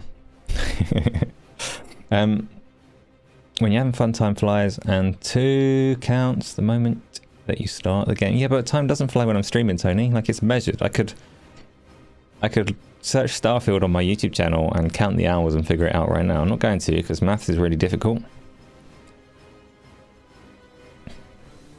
No, JJ, I'm not that desperate for the money. Probably counts as you have it on quick resume. Well, if that were the case, Tony, if there was something global like that, like a problem with the counting, then suddenly the stat would mean a lot less, but I don't think that's the case. Has anyone got the background yet? Yes, they have, Joe. Background has gone. Rare occasion, Christmas stream, Christmas game. There aren't that many of them. In fact, I asked at the start if anyone knew of any other games that you consider Christmas games. Only other one I can think of, so I've got Batman Arkham Origins playing for the OST. I've got this game in the background that I don't want to spoil for you. Okay, Connor's reminded. Got Dead Rising 4 in the background. Forspoken starts at Christmas for the opening 10 minutes or so. Are there any other Christmas games? Not Christmas seasonal events in games like Halo has and all the rest of them, but actual Christmas settings for games. As you think a puppet is missing from the stream think that will get the view. You think a puppet is missing from the stream think. Oh, you did make me remember the key thing that I forgot. One of the things that I'm doing alongside this reframing of YouTube and tiers of membership and all the rest of it is there is a dedicated Discord now, the Q&Asa Disco, which is it's a Discord server that I'm setting up specifically for this purpose. There is a link to it in the description of the video, but if you are a YouTube member and you join that Discord link, please do link your YouTube account to your Discord account, because if you do that, it should automatically assign you the various membership tiers and perks and privileges that come with it, and that's how you'll get there. And like I say, if you are already here, if you're supporting this channel at this point in time, you do get special founding badger status that gives you all of the highest tier of perks forever, whatever those may end up being. So do that, join the Discord, link your YouTube account, reap the benefits. If you don't want to link your YouTube account, or if something doesn't work, message me and we'll sort it out manually. But yes, Replicant came back. 2 slightly drunk parents delivered back to their home. Good. Definitely counts when it's paused or on the title screens. Yeah, it would count, but that's fine. Like when the game is running, that's how every service would count game time. I missed your big question. Alex, what was your big question? I have still got the Q&A boxes. Do remember, if I've missed your question, you can stick it into the Q&A box to make sure it gets attention. Here we go. What are my thoughts? It's been confirmed that Bobby Kotick will be leaving his position on the 29th. And Xbox is making some big organisational changes. Alex, I didn't miss that. That was a whole topic that we briefly skimmed over about 5-10 minutes ago. And it's a positive. It can only be a positive, right? They're getting rid of greedy executive people that have surely steered the dark patterns and negative commercial decisions around Activision Blizzard. You do have to acknowledge that they were massively successful. They were very good at what they did, very good at making money and making value for that company. But I don't care for money and value for that company. I want good games. So Microsoft keeping the high-level creative people, keeping all of the, well, creative people from top to bottom, and making good games is what we all want out of that acquisition, so I'll take it.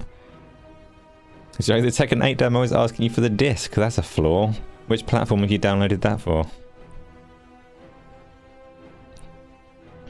16 days, 15 hours in Red Dead Redemption 2. That's a lot.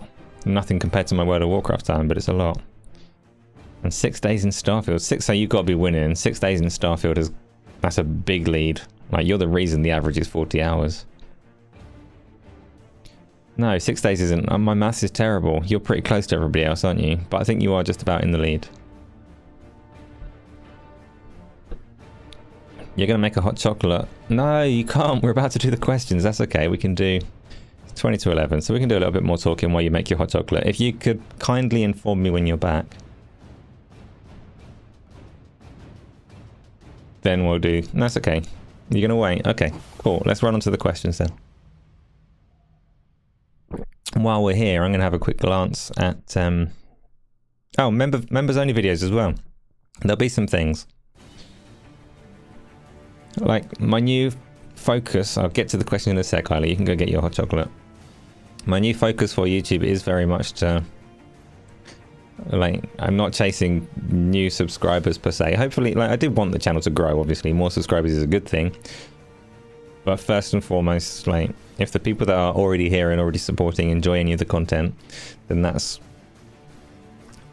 what I'm after. That's my focus. That's my energy. So there will be things that are put there, members only and early access for members and all these usual kind of things that you'd hope for. I will be trying to support and supply that as well. Isla's chasing new subscribers. Obviously 1,000 is a significant milestone because that changes the partnership program on YouTube.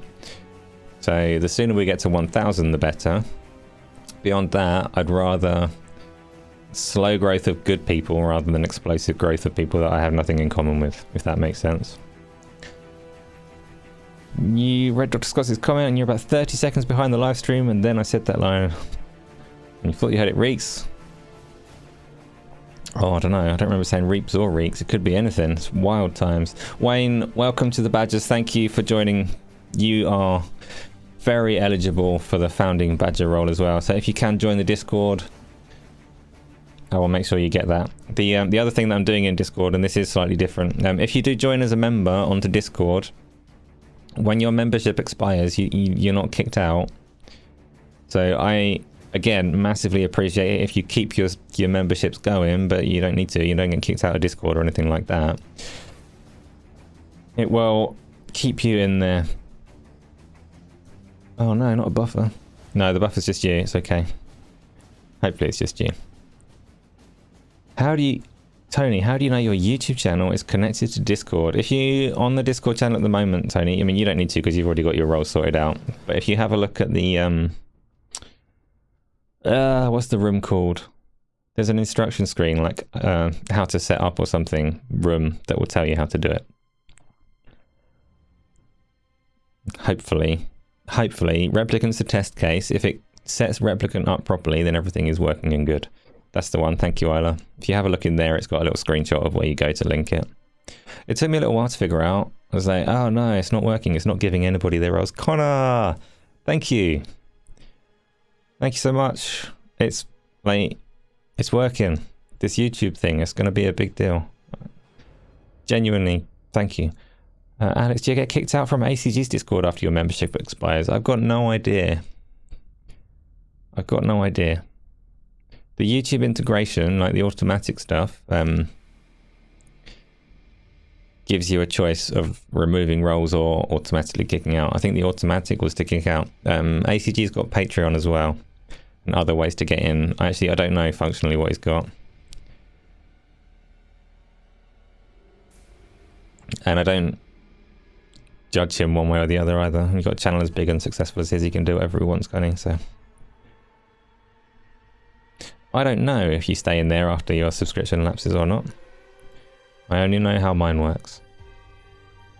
And I, much like, oh, in fact, there'll be a ticker at some point. Much like on Game on Daily, the ticker that runs along the bottom, if people lapse their membership on Game on Daily, I don't remove their name from the ticker. And this isn't like a conversation we've had, but my personal stance on it. Like, yeah, you're not still subscribed, but I still appreciate that you were and that you supported that way. So, same thing for, that's my approach on the Discord server and all the rest of it. I'm not going to suddenly become ungrateful because you let it lapse, so you stay. We are Badger. Yeah, there's going to be Twitches as well, because Twitch has integration, and I am going to start doing that. Badgers and Twitches.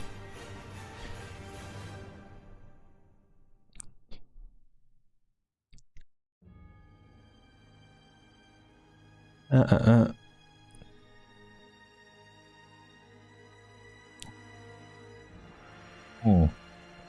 You're a twitching badger. Might have to make a special role for that in case anyone does it. No, that'd be a bit complicated. You're going to put the kettle on, right? I'm going to get to this first question, but you can put the kettle on and we'll milk this question, whatever it may be. It's you. Isla asked, did you explain that there's a... Wait a minute. Alex is a member for 1 month. I thought you already were, Alex.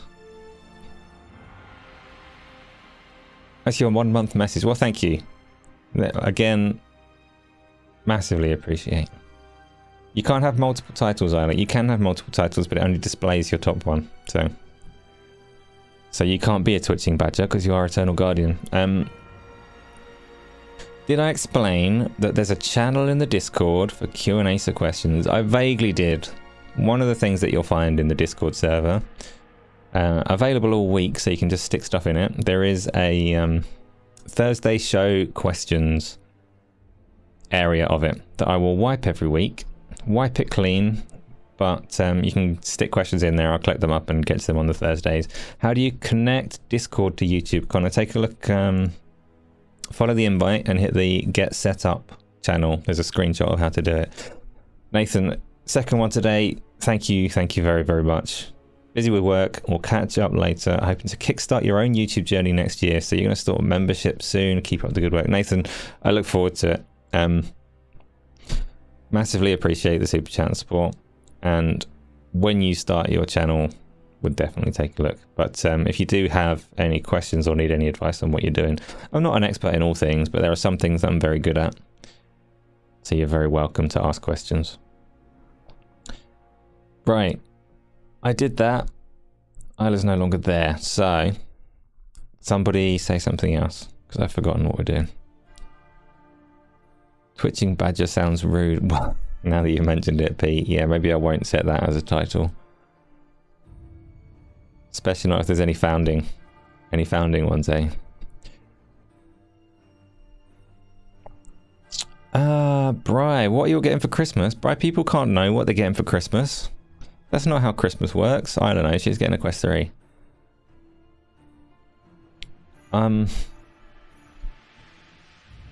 Tony. Tom, member for 5 months. See, that's what I'm talking about. What kind of support is that? I've given you nothing and you subscribe for 5 months. So thank you. I will say fadgers for you. I will say twitching fadgers are welcome on the channel. You got gift memberships. Oh yeah, gift. Oh yeah. That's my Christmas present. Thank you. I got gift memberships on the YouTube channel, which also help grow things. I can't actually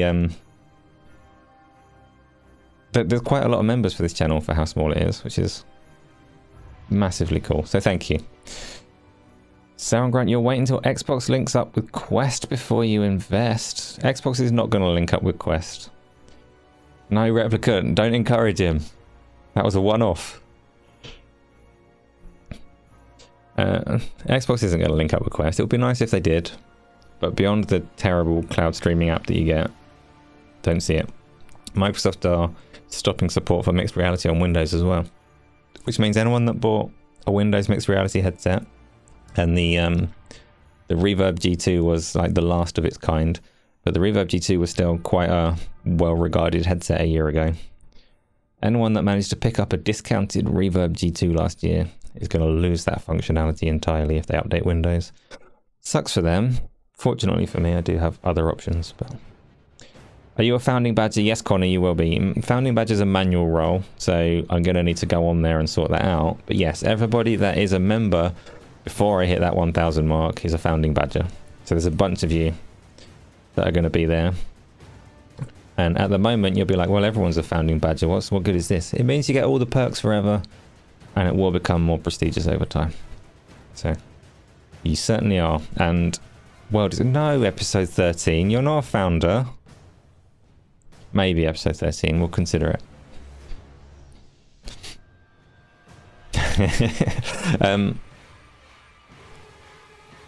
You missed the show? Definitely not. Kicked and removed. No, that's fine. Episode 13. You're very welcome and appreciated. So yeah, it is how it is. Hang about. Game on Tony asked, if you could change your name, would you? And why would it be Tony? Tony, if I could change my middle name, then I could see my middle name being a Tony. But not my first name. My first name has served me well. It's very unusual. Very easy to type. Episode 13, grab it. Now's your chance. Amila, thank you for another gifted membership. Ah, So Shady's claimed it. That's cool. You're very welcome as well. Episode 13, I don't understand why you can't. People are trying to help you. And what I will do, because I know that you are trying and you're having difficulties, we'll get you in there. It isn't claimed, it's automatic. Fair enough. Welcome, So Shady. So thank you. I mean, you deserve it. You've sat and listened to me talk for this long, so that's awesome. That means you have control over you, right? Play Hunt Showdown. No, Connor, it doesn't give you control over me. But it does, I mean, I take requests. Hunt Showdown could happen at some point. You'd obviously have to play it as well.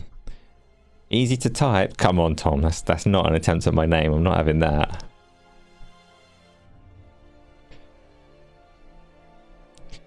It's fine as long as you're not broken. Yeah, no, my name... Is there anybody out there that would change their name? Obviously, you do have an opportunity, but it's a lot of effort. If it wasn't a lot of effort, would any of you be shifting name? I wouldn't. My name has served me well. It's an unusual one. And yes, thank you, Isla. That's like loads of gifts, loads of subs, special. You said that you were saving those until 1,000 subscribers, that you were planning to do a little giveaway, but I guess it's come early. And that's awesome, so thank you. Your manager's name is Asa. No, he's bloody well not, Dr. Scott. See, I'm the only one. You need to murder him for me. Thank you. Oh no, Tony's singing again.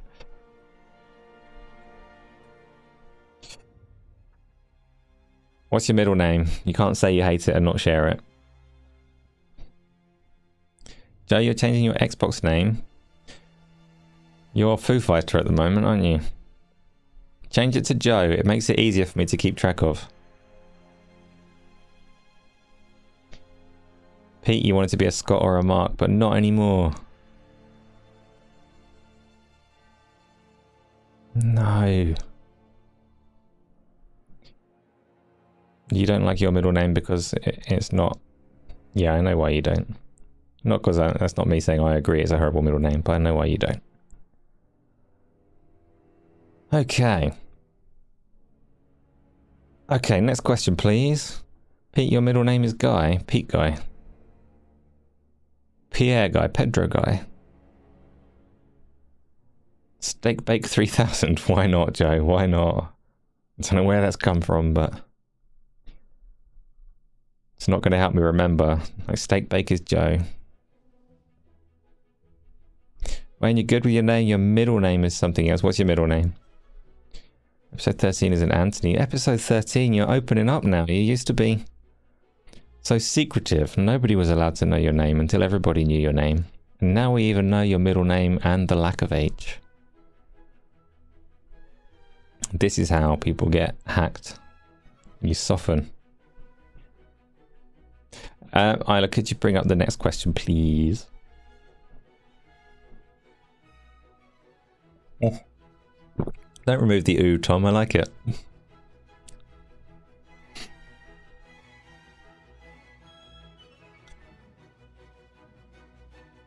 This is a weird OST. I did not expect it. Replicant asked, is Tony Santa? No, Tony's not Santa. If he's offering you gifts, decline, please. It's in your best interest to walk away. Thank you, Tom. Keep it, keep it.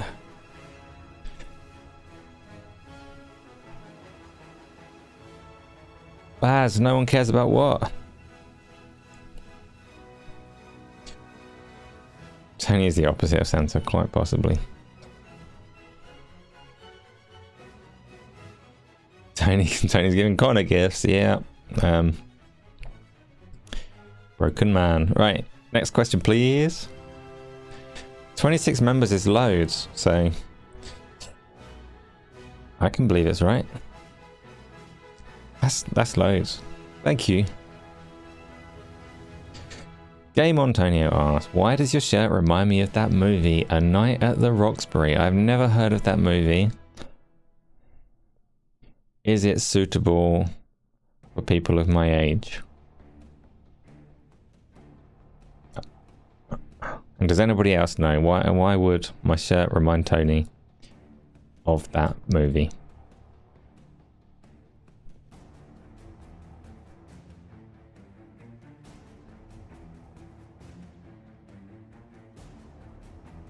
Everyone laughing. Oh no. Right. More subs than Game On Daily? No. Have you seen Blind Riot over there? No. Game On Daily has a large number since that.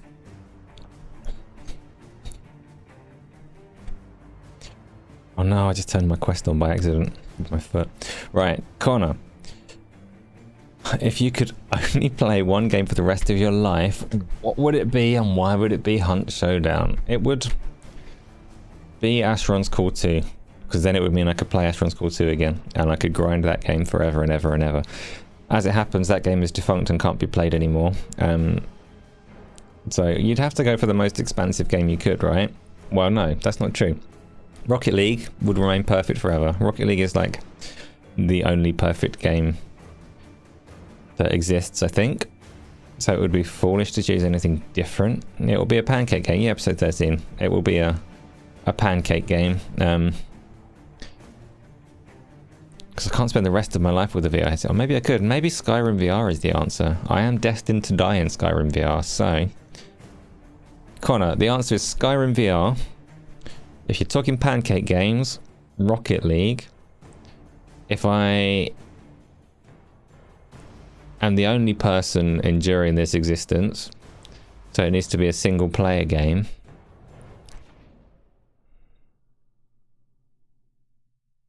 I'm a bit stuck on the single player game.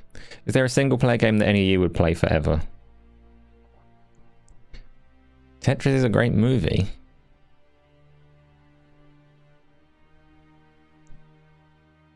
Hagi is very generous. Hagi got Fonza PC. Fonza's had a rough year. So that was a nice touch. To bring him that little bit of joy.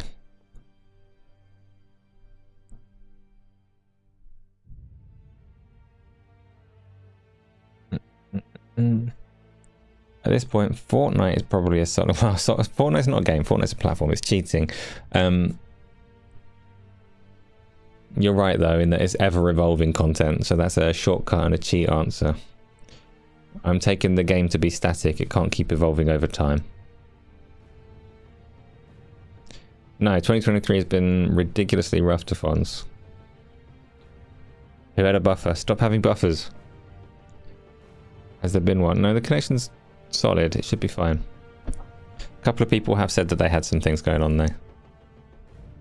No Man's Sky. I see. I didn't enjoy No Man's Sky for 10 minutes, so I don't think I could enjoy it forever. Obviously, being a VR game like enhances it dramatically, but the viewer count dropped like 6 people suddenly, and then they came back. Oh, I guess there was a buffer, like something going on, but I think YouTube end rather than anything that I can do. So, can anyone think of a single player game, frozen in time, completely static, that you'd be able to play forever? No evolution of content, no other people to play with. Just Grand Theft Auto. I see Footy Manager's a good shout, or a Total War game, yeah. Do mods count? Absolutely mods count, as long as it's frozen in time static mod. Red Dead Redemption 2 in VR. Unfortunately, so there used to be a Red Dead Redemption 2 VR mod, just like there used to be a Grand Theft Auto 5 VR mod. Take-Two issued cease and desists and got them taken offline. So they do still exist on dark corners of the internet. If you if you manage to get hold of older versions of GTA 5 and Red Dead Redemption 2 and stop them from updating and get a hold of these older mods that are not officially listed anymore, then you can still do that. But Rockstar made it very difficult. Take-Two made it very difficult. Siphon Filter, you go and play Siphon Filter forever. Come on now. Am I going to give you a clue as to what genre is my work or field? Episode 13, if it comes up as a question, I may well do. I suspect that it's going to come up as a question, is why I'm declining that one for the moment. Little Big Planet. Little Big Planet without any fresh creator content though. Like a static Little Big Planet. I guess it would count to be able to make content yourself, I suppose. When you usually watch YouTube at 3 times speed, you clicked it to play at 1.5. You can't do that on a live show.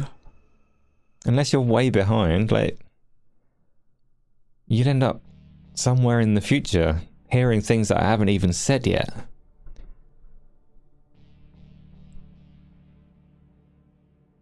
Pinball. Yeah, Pete, that's like, it's lasted forever, hasn't it? If I learned how to use the logic stuff, then you can make lots of good stuff for yourself. If you learned how to use the logic stuff on Little Big Planet, I understand. I understand. Yeah, something that gives you tools to create can be an infinite wealth of things to do, right? Anyway, Connor asked, do you think the playable PC build of Wolverine will make Insomniac change the vision they had originally intended for the game? For example, the story and gameplay. So, that's really tricky. I don't know how much is leaked, but from what I gather, it is all of the core story beats. And for me, given that it's still 2 whole years out, it would make sense to pivot the story. Because they have always been, with the Spider-Man games, they were quite particular about what they revealed and what they didn't about the story. And that's like a good thing, that's for the best, because if you're going to tell a story in a game, it makes sense to control what information goes out first. Knowing that the whole of that one has gone out, I actually do think they will pivot, yes. Not drastically, they're not going to re-engineer the entire game. But I think the core story beats will change. Do I think they should change? There's no controlling the information that's out there, so yes, I think they should change. Not massive changes, JJ, no, but tweaks can be massive changes because they can be like a small change to something of significant consequence is a tweak that can be really significant. I think we'll see some of those. So like I say, I've not seen the Wolverine spoilers, I've not looked at it, but if the core story beat had like an altercation where you kill Mystique, maybe in the final game you don't kill Mystique, like that kind of thing. Dreamcast was a fantastic console that Sony killed. Yes, episode 13. That's partially true. Sega killed it more so, but Sony did bully, yes.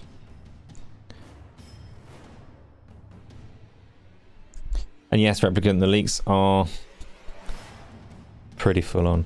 Part of the leaks that really interested you was the inside look at the PlayStation business and concern over Microsoft potentially leapfrogging. Yeah. Yeah. Which is all... like, that's the part that interests you, but really, everybody had identified that, right? As a thing that was happening and a shift in the industry. So it's not really a big surprise that Sony had also identified it. But to see it put into writing... yeah. All of the stuff about, like, specifics of budgets and what games are making what money and what games aren't and all the rest of it. It is interesting stuff, for sure.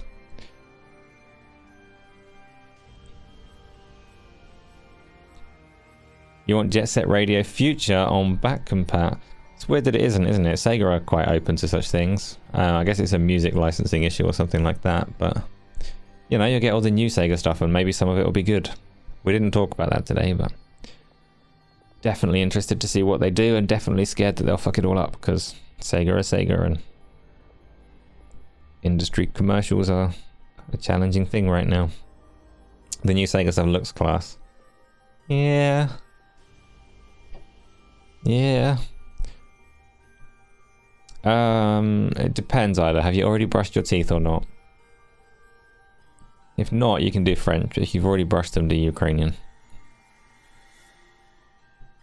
Next question, please. JJ, there seems to be quite a swing at the moment between the two. You're sure Sony will have plenty coming out, but they need to release a roadmap.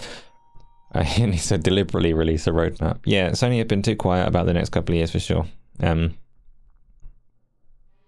they do have, like, nobody knows what Sucker Punch and the likes are doing, so hopefully they've got more plans than we know about. For me, one of the most disappointing things, and this is really like pedantic and silly, but one of the most disappointing things about the leak is that Insomniac's roadmap up to 2035 didn't have a single VR game. And Insomniac made 4 games for Oculus. They have a dedicated VR studio. That doesn't kind of condemn and damn Sony's support for PSVR 2. I don't know what does.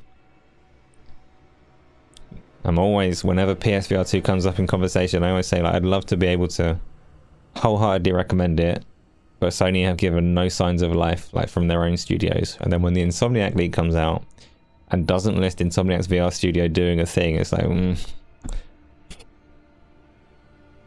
they really are letting Capcom do the heavy lifting and letting third-party studios do the heavy lifting, and I'm not sure that those studios can lift enough weight. Oh well, at least there's Meta, right? Good old Facebook. Everybody loves Facebook. Connor asked, when's the Wolverine stream? Connor, 2026. Next question, please.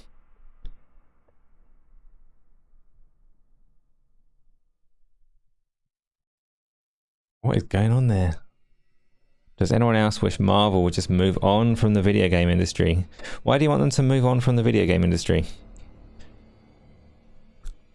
I don't want them to move on from the video game industry. There's some good games. Midnight Suns looks fun from what I've played of it. It's just only a couple of hours.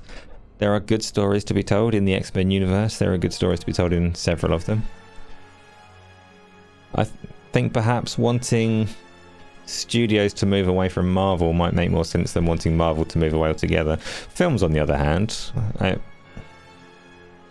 things need a shake-up in the Marvel cinematic universe, but games, there's still plenty to explore. Games can do better than films. Games can really delve into the more interesting and dark comics and twist things up a lot more. I like games. I don't want anyone to move away from games, ever. Everyone should be all in all the time. Fully embrace the best medium. How do you blow pizza out of your nose? What's... Oh no. Okay.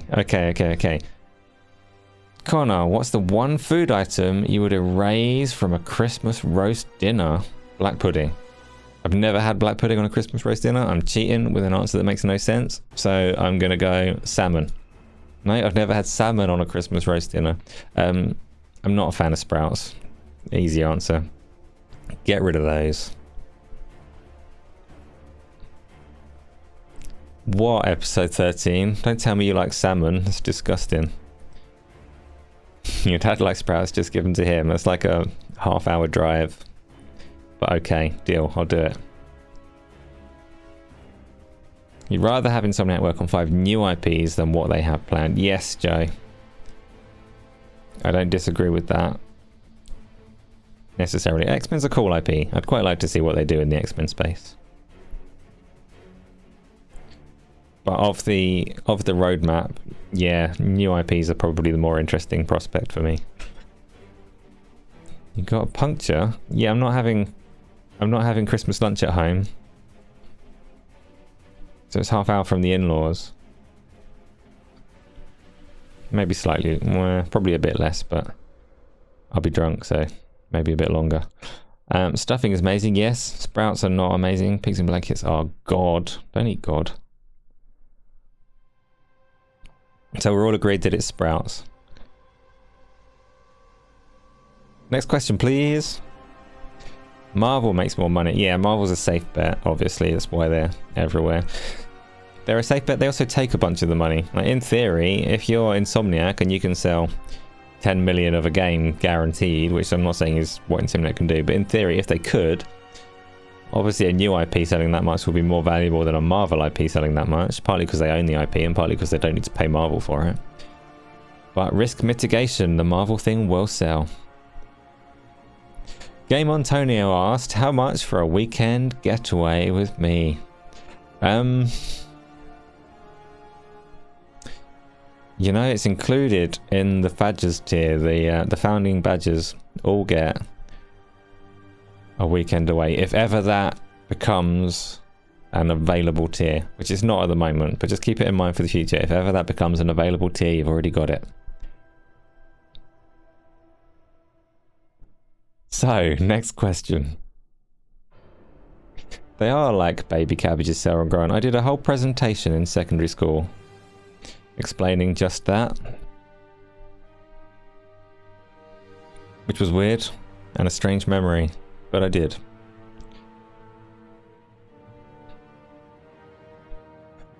Okay, Pete. Game on Pete, also known as Tony probably 60% of the time, but right now I can tell that it's Pete.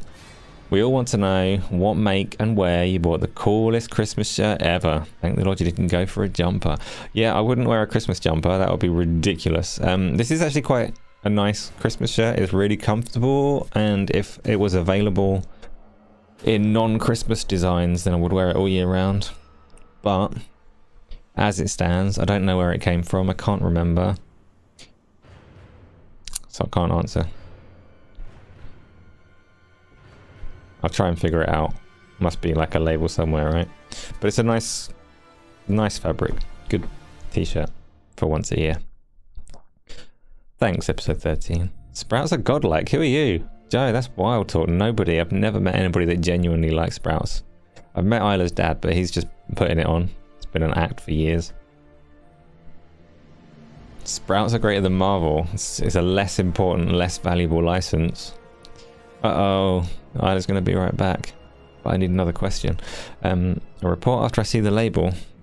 Yeah, maybe. I'm not sure about these expectations, you know. I'm feeling a bit pressured now. Might just delete. A bit of salt and butter on the sprouts. You know, I might try that this year. I might try that. Salt does make most things better. Butter does make most things better, apart from fingers. I hate the feel of butter. A new question has shown up. Right, here we go. Dr. Scottsy asked, after you change your name to Tony, how do you think it would change your life, for better or worse? I mean, it's less memorable. It would change it for the better, because I could commit crimes and everyone would forget who did it. I'm fussy. You haven't got butter on your hands, have you, episode 13? That's freaking disgusting.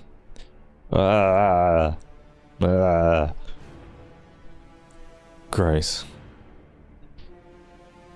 Too many sprout lovers should be put on a list. Right. Did I answer the Tony question? It's, like I say, I like my name. It's memorable, easy to type. Tony's complicated. Still pretty memorable. Good night, Baz. Thank you again. You never add salt to anything except boiled eggs ever. That's very sensible. Very health conscious of you. I like salt. Right. Game Antonio is singing his song again about West Virginia, but did you know it's actually about West Virginia? Facts. Next question, please. You'd rather have a carrot than a sprout? Song? Yeah. Yeah, I'd rather have a carrot than a sprout. Is that true? I mean, I'm allergic to carrots, so it's a dangerous decision. I'm taking risks here. But yeah, why not? Do you think that Sony's pillars are crumbling? Dated is the word they use, isn't it? And their pillars are dated. It's... a lot of it's attributed to what Microsoft are doing because they are shifting the industry with Game Pass and all the rest of it. I think it's more complicated than that, or more simple than that.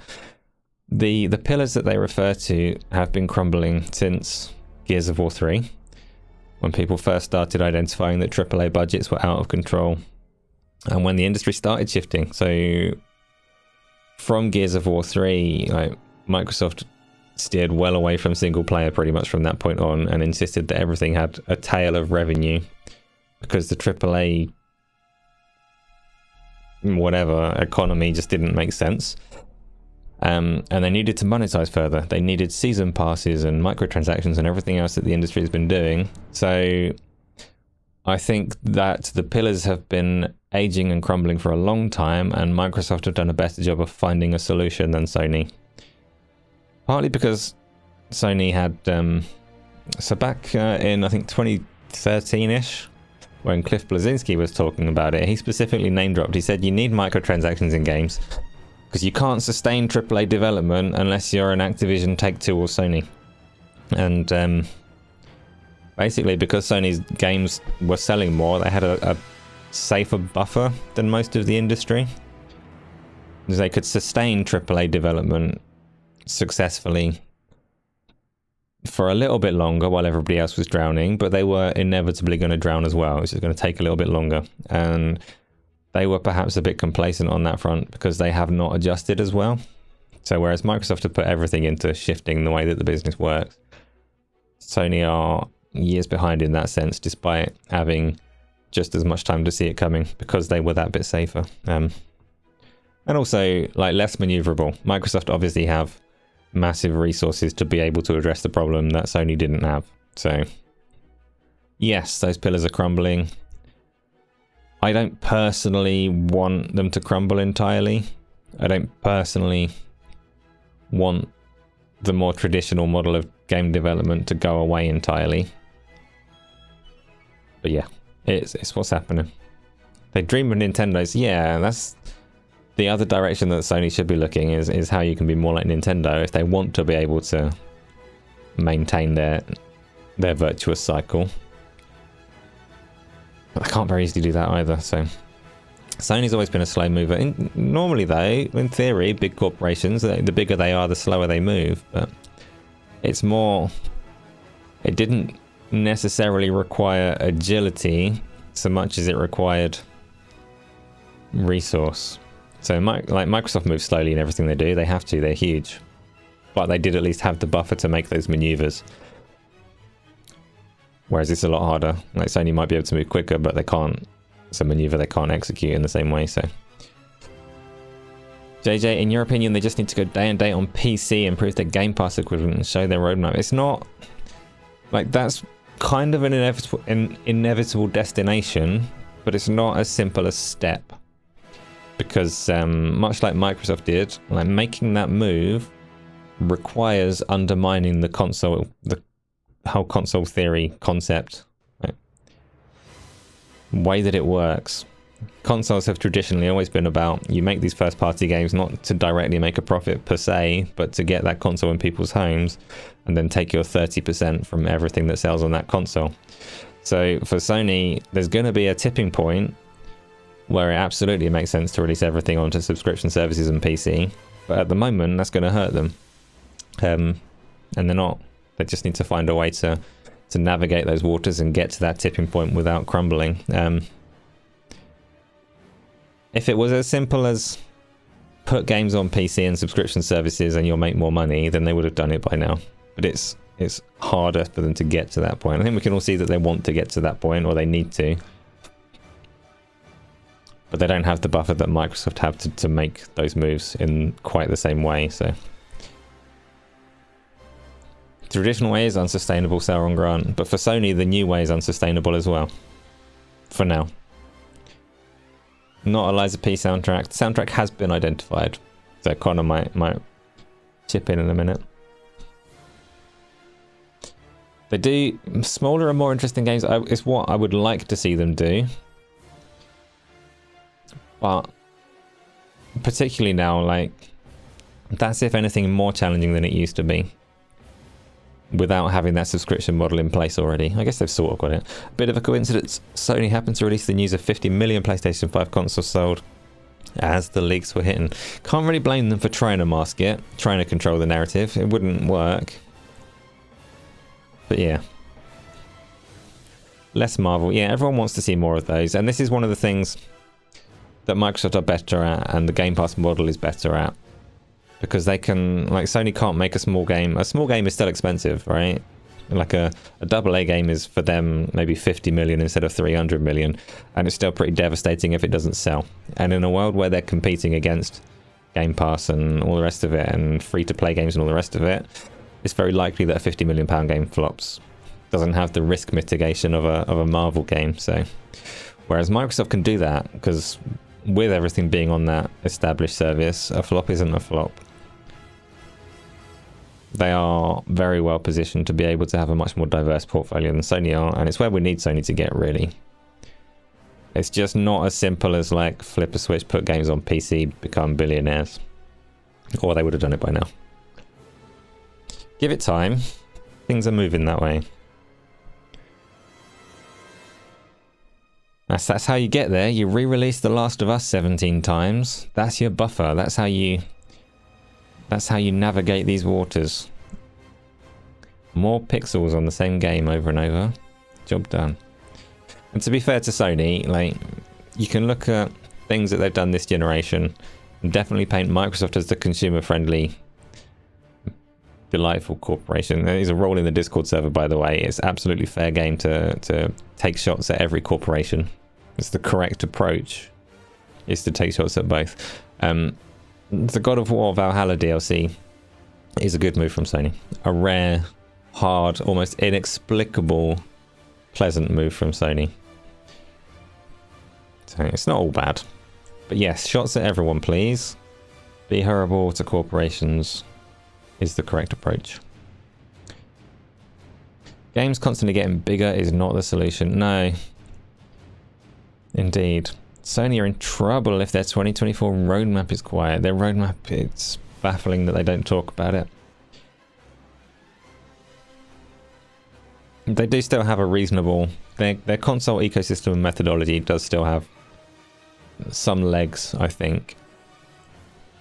They can weather a little bit of trouble, but...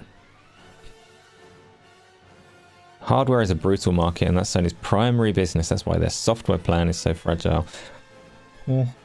I mean, they had a lot of success in cameras and lenses, didn't they? And in PlayStation specifically. But I don't think they're necessarily just a hardware company as such, because they do have movies and music and all of these other kind of labels. I think they are on the soft side as well as the hard, but... Did you just touch tomorrow's boxes with a jalapeno hands? That is a strange question I can't fully answer for you. I guess you'll find out in the morning. Let's do the next question.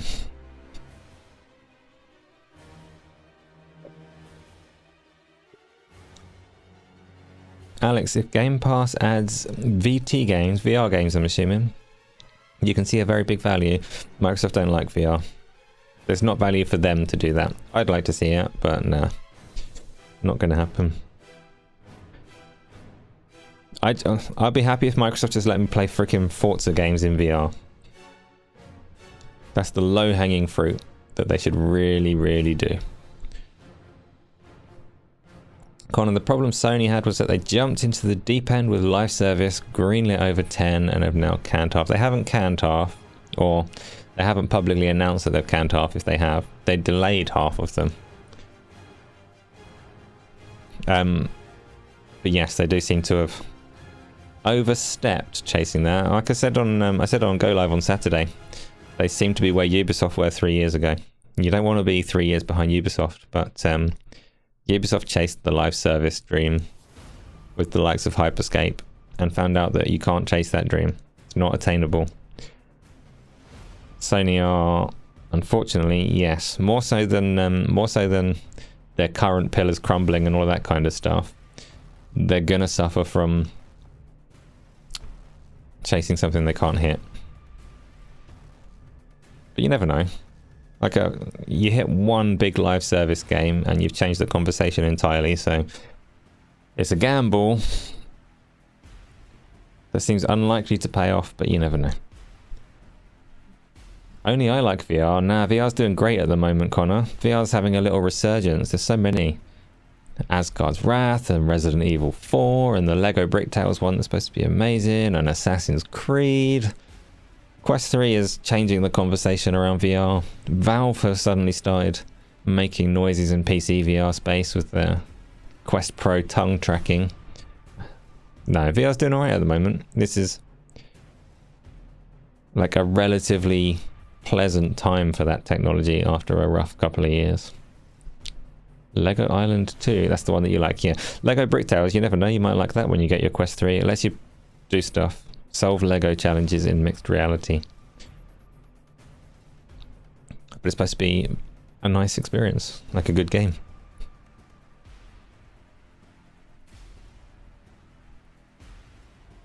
Xbox don't like VR, they're just waiting to see if it's a feasible. Quest seems to be the best bet. I still sincerely think that Phil Spencer tried VR and it made him feel sick. And that's why Xbox is so far away from VR. Because they always talked about Series X, not Series X, they always talked about the One X being a high fidelity VR machine. They were enthusiastic, they were confident, and they steered well clear of it. But they didn't just steer clear of it, they backed off of all the other promises that they made about seeing how it flourishes in the PC space and supporting it in that environment. They don't support it in that environment. They don't let me play Forza. And I think Phil Spencer tried it and felt sick. And then denied anyone else from trying it whatsoever. I have not done this question. Joe asked, have you seen the thick of it? I haven't. What's the thick of it?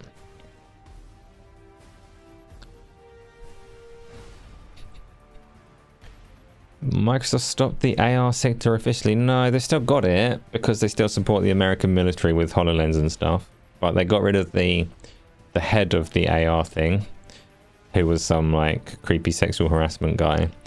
And they got rid of most of the staff from there. And they are officially getting rid of mixed reality from Windows, which isn't AR. Like, it can be, but it's their VR side as well. So, of course I'm still live. Am I not supposed to be? Nearly there.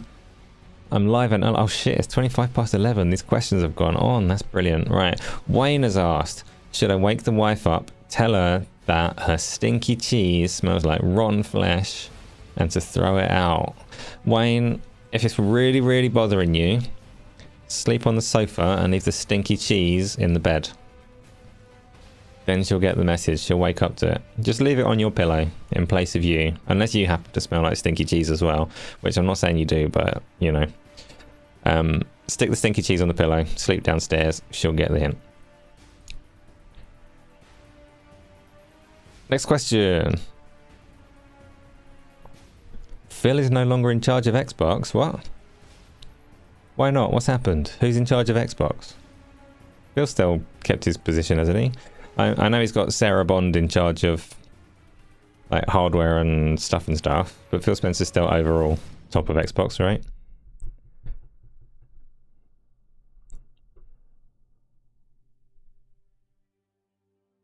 It's a political comedy with Peter Capaldi, the thick of it. Okay, I will bear it in mind for when I'm looking for stuff to watch, which I rarely get time to watch things, but I do want to. You know, I've got all these YouTube commitments as well, though.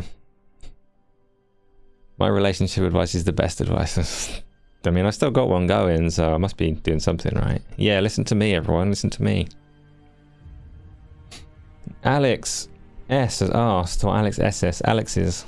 Still not sure what to do with the two S's, but I'm looking forward to March for Dragon's Dogma 2 / Alone in the Dark. I'd forgotten about Alone in the Dark. Dragon's Dogma 2 is surely a contender for Game of the Year next year, if nothing else. And I'm not talking about like the Keeleys or any particular award show, but that's the phenomenon on the horizon. Dragon's Dogma 2. I think it should be incredible. It looks like it's going to be. Alone in the Dark, that will flop and sizzle, but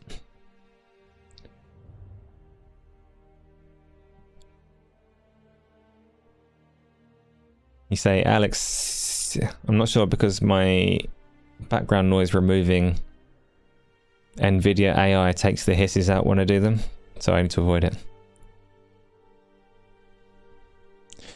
Quest 3, no, oh, wait, don't talk as me, that's illegal. Stop it. Am I saying this? I'm confusing myself. I do sometimes. No! This has happened before when it was me. This time it's not. Stop it. Stop it and put the next question up.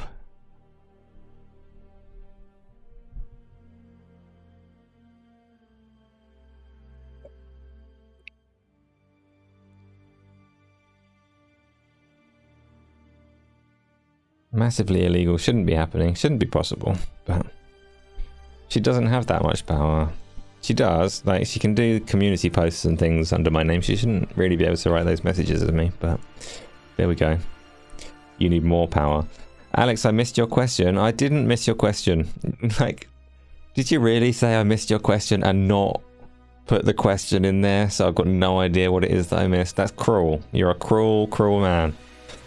Let's move on and see if Alex has repeated the question anyway. Otherwise, kind of stuck on that one.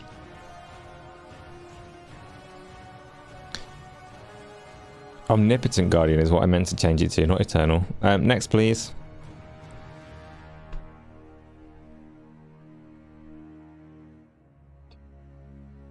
Don't leave this, Alex, like I know a thing that you don't know kind of question up. Right, Replicant. What would you buy with the $567 profit made by Sunset Overdrive?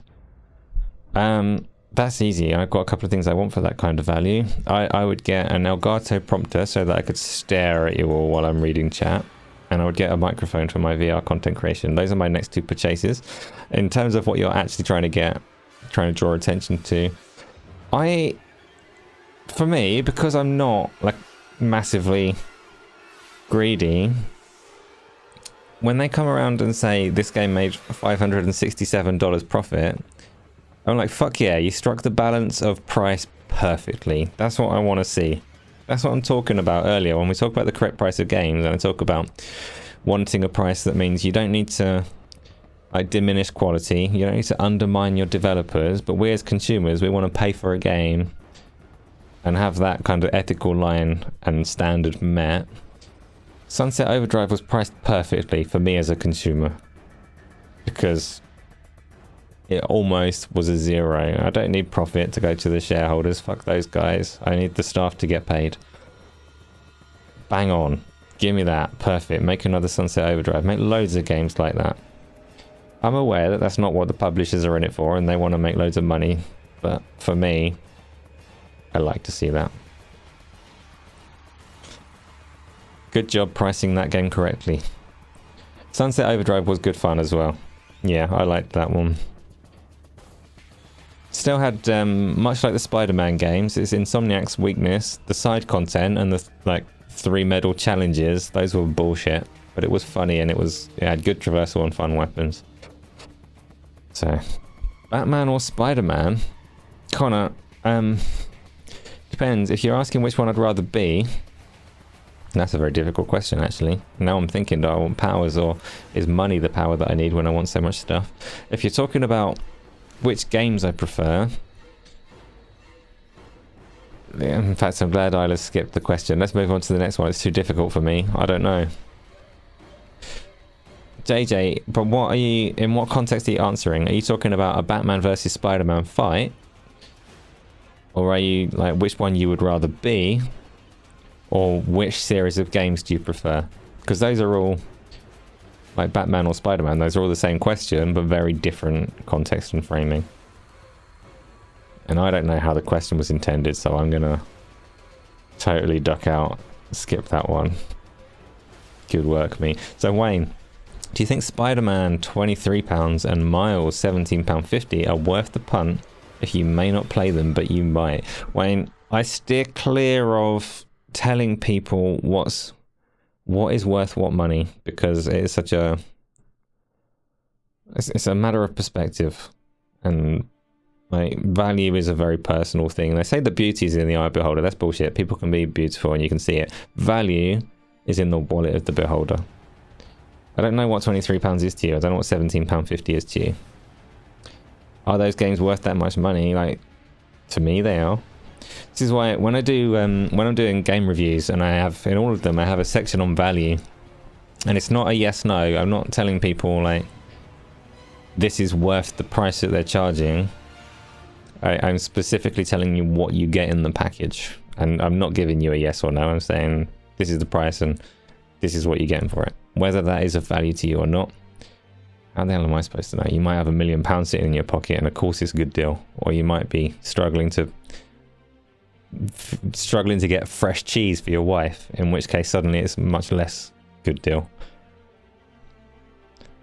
So I steer clear of should I spend X money on Y product, but they are good games both, if you like that kind of thing.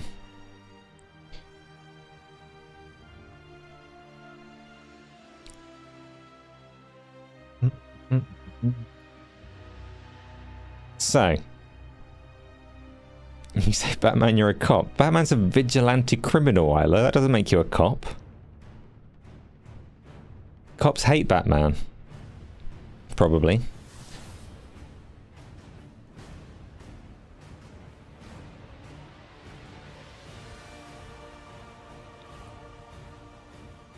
Right, next question.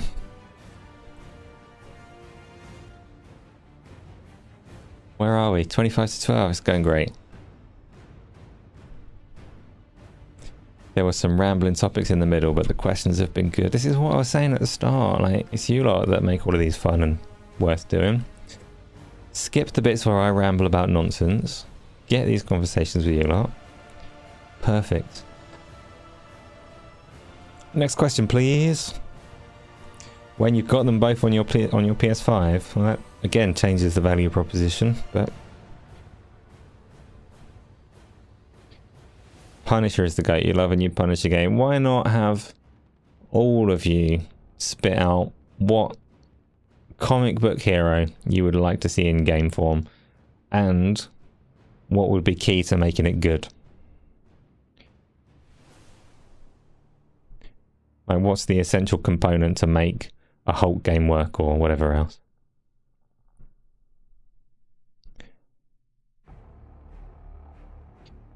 Can somebody check that Isla's okay? Oh no, it's okay, we got it. Wine, Luat Mitsua, yes. It was wine in the glass. It is gone. Thank you for your question, comment, thing. Next one, please. Punisher and brutality. So JJ, you want to see Punisher and you want to see lots of blood and lethal executions. Connor, you want a new Judge Dredd game like Cyberpunk 2077? Does it have bullet time like the films? Like, what makes a Cyberpunk, what makes a Judge Dredd game work? So Shady, there's a dude on your street that dresses up as Batman and drives around in a souped up 3-wheel Batmobile vehicle. Looks insane. He goes to hospitals and events and spends time with the kids. That's cool.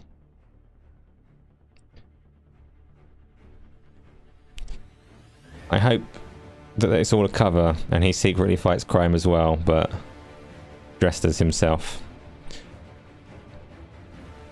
Daredevil. Screen is black and it's black to use detective vision sonar burst. I saw rumors of a Daredevil game and I wondered, like, if you're playing as Daredevil, in terms of a power set, to represent in game form,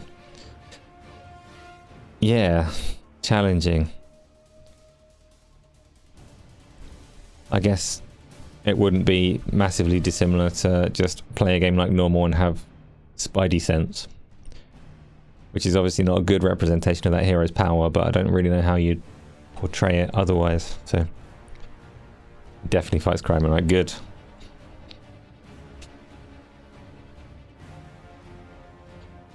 Pete, you want to see a Tom and Jerry game that plays just like the cartoons?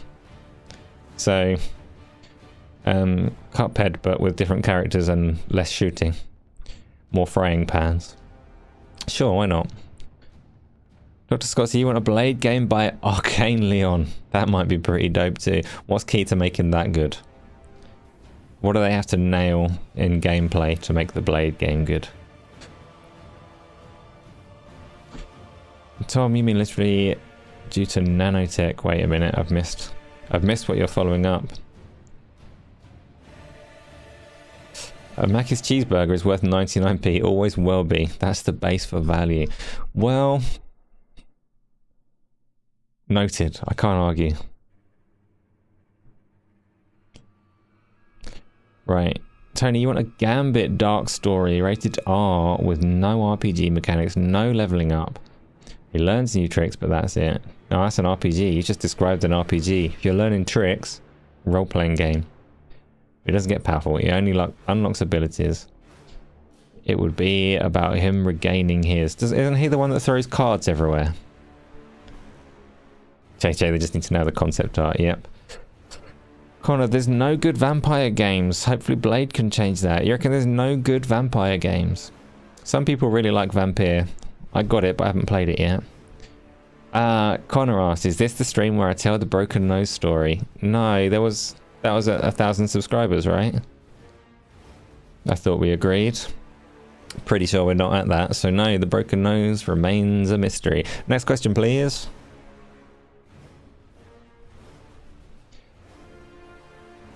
Dr. Scott, yeah, a lot of the stuff that Arcane now with Dishonored and Deathloop lend themselves to a good Blade game. Yeah, that was my theory. Dishonored in particular. Not that I've played it, but people are very keen on the sim aspects of it. Or sim's a weird word, but you know what I mean. The environmental sim, the people going about doing their life stuff. Should be a good fit for Blade. When is the musical episode of Q&Asa? That's at how many people are in the world? Like 8 billion? That's at 9 billion subscribers. Vampire is really cool. I've heard... I like Don't Nod games typically. I don't like stealth, but Vampire I have installed, ready to play. I think it's worth a go. So shady. Combat, gore, graphics, story for Blade. So combat, give me a like game. How does the combat work? Because he's obviously got a blade. Are you talking Devil May Cry? Are you talking something heavier like a God of War or a Souls-like combat? And you want the gore and the graphics and then story last. I just want to focus on the combat one there. Like, what makes Blade combat work? Pete, this bit of the OS sounds very familiar. It's Terminate. No, the OST has been got. Tony, you said that before. I think you underestimate my diverse palette.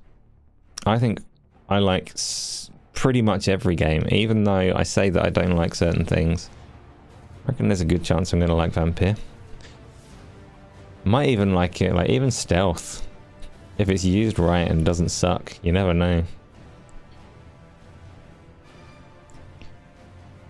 Pete asked, when you get multiplayer VR sessions going, will you be able to stream multi-view screens, as in mine, owners, and Tony's screens at the same time? No. Unfortunately not, Pete. It's difficult enough to stream my own. If, like, Isla and Tony had wonderful streaming capacity of their own, so that they could beam me their gameplay, then sort of. But even then, it's very difficult to control the presentation of a stream from within a VR headset. So no, Pete, unfortunately not. The best I can probably do is include their voices and stuff. But for now, though, to be honest, my VR sessions priority isn't even streaming. It's just to actually get playing with them. And then see what I can do stream-wise from there. What was the previous game that you were right about, Tony? Don't say 12 minutes, because you never made a call on that one. What game did you think I wouldn't like? Right, next question.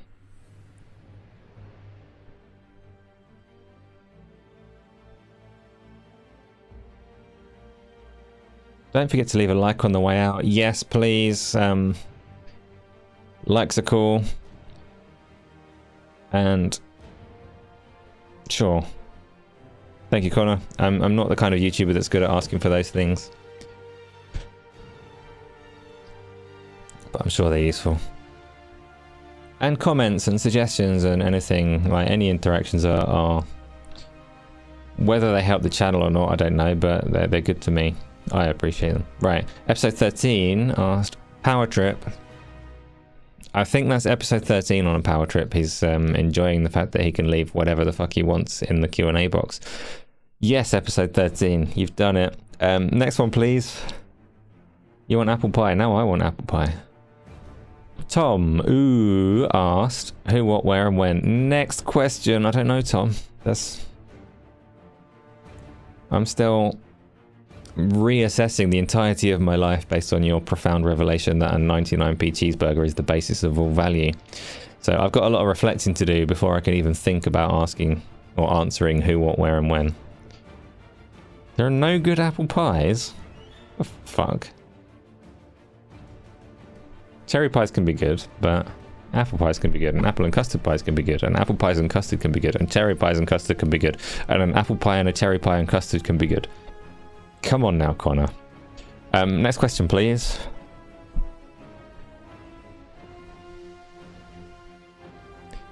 Oh no, the questions are cursed and broken. Or Tom has asked that one repeatedly.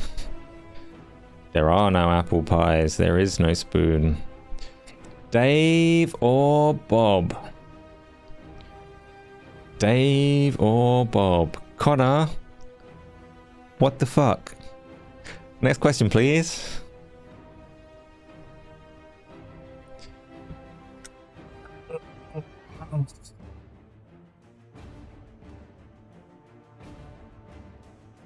Tony said, let's test it out. Will I ever play Overwatch 2? Tony, you don't need to get Isla to post this in here for you. You know the answer. Overwatch 2 is an absolute yes as soon as you find 3 other players.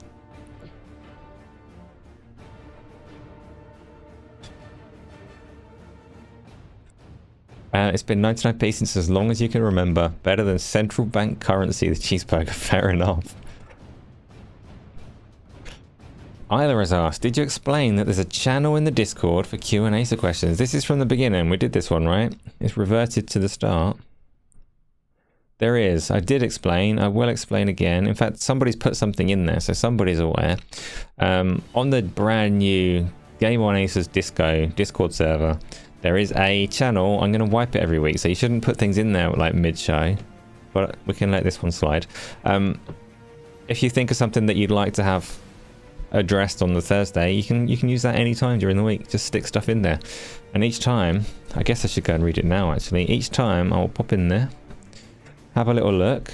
Scotsy says, do you mean this channel? Scotsy, absolutely, this is the correct channel. Isla has said this one is for questions apparently. Yes, and Tony is testing it out in there. So Isla, you didn't need to relay it into the Q&A box, just remind me to check out the Discord.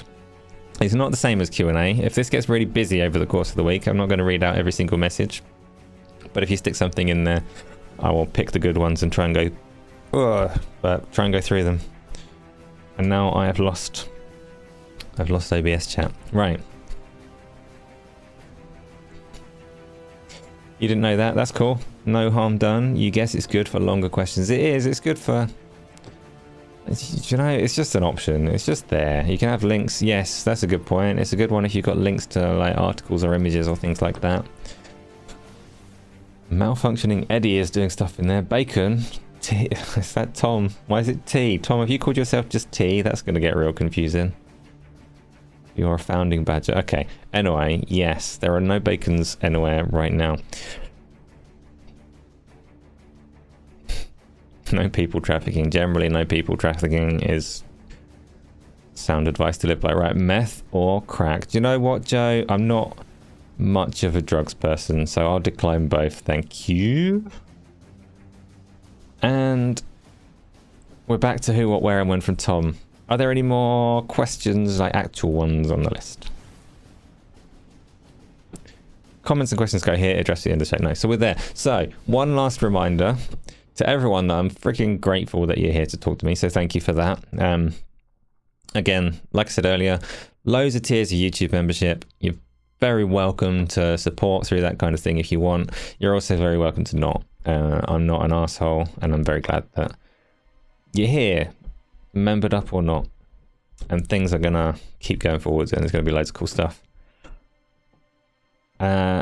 Including, I'm not sure quite when I'm gonna introduce the new structure of stream, because it is a little bit of work to set up the presentations and all the rest of it on OBS, but they are coming soon.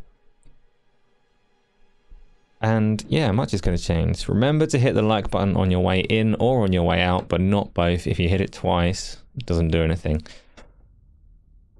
What are the plans for the new boob room? Wouldn't you like to know, Pete? Wouldn't you like to know? The Room of Legend is also there. Bedtime for Connor, probably for quite a few people around the UK and Europe at least. If you are going to sleep, enjoy having sleep. Or play some games, have some food, do whatever you need to do with your time. And join the Discord if you can. Get involved. And stuff will happen soon. Thank you, everybody, and I will catch you on whatever's next. Bleh. Asa, game on daily.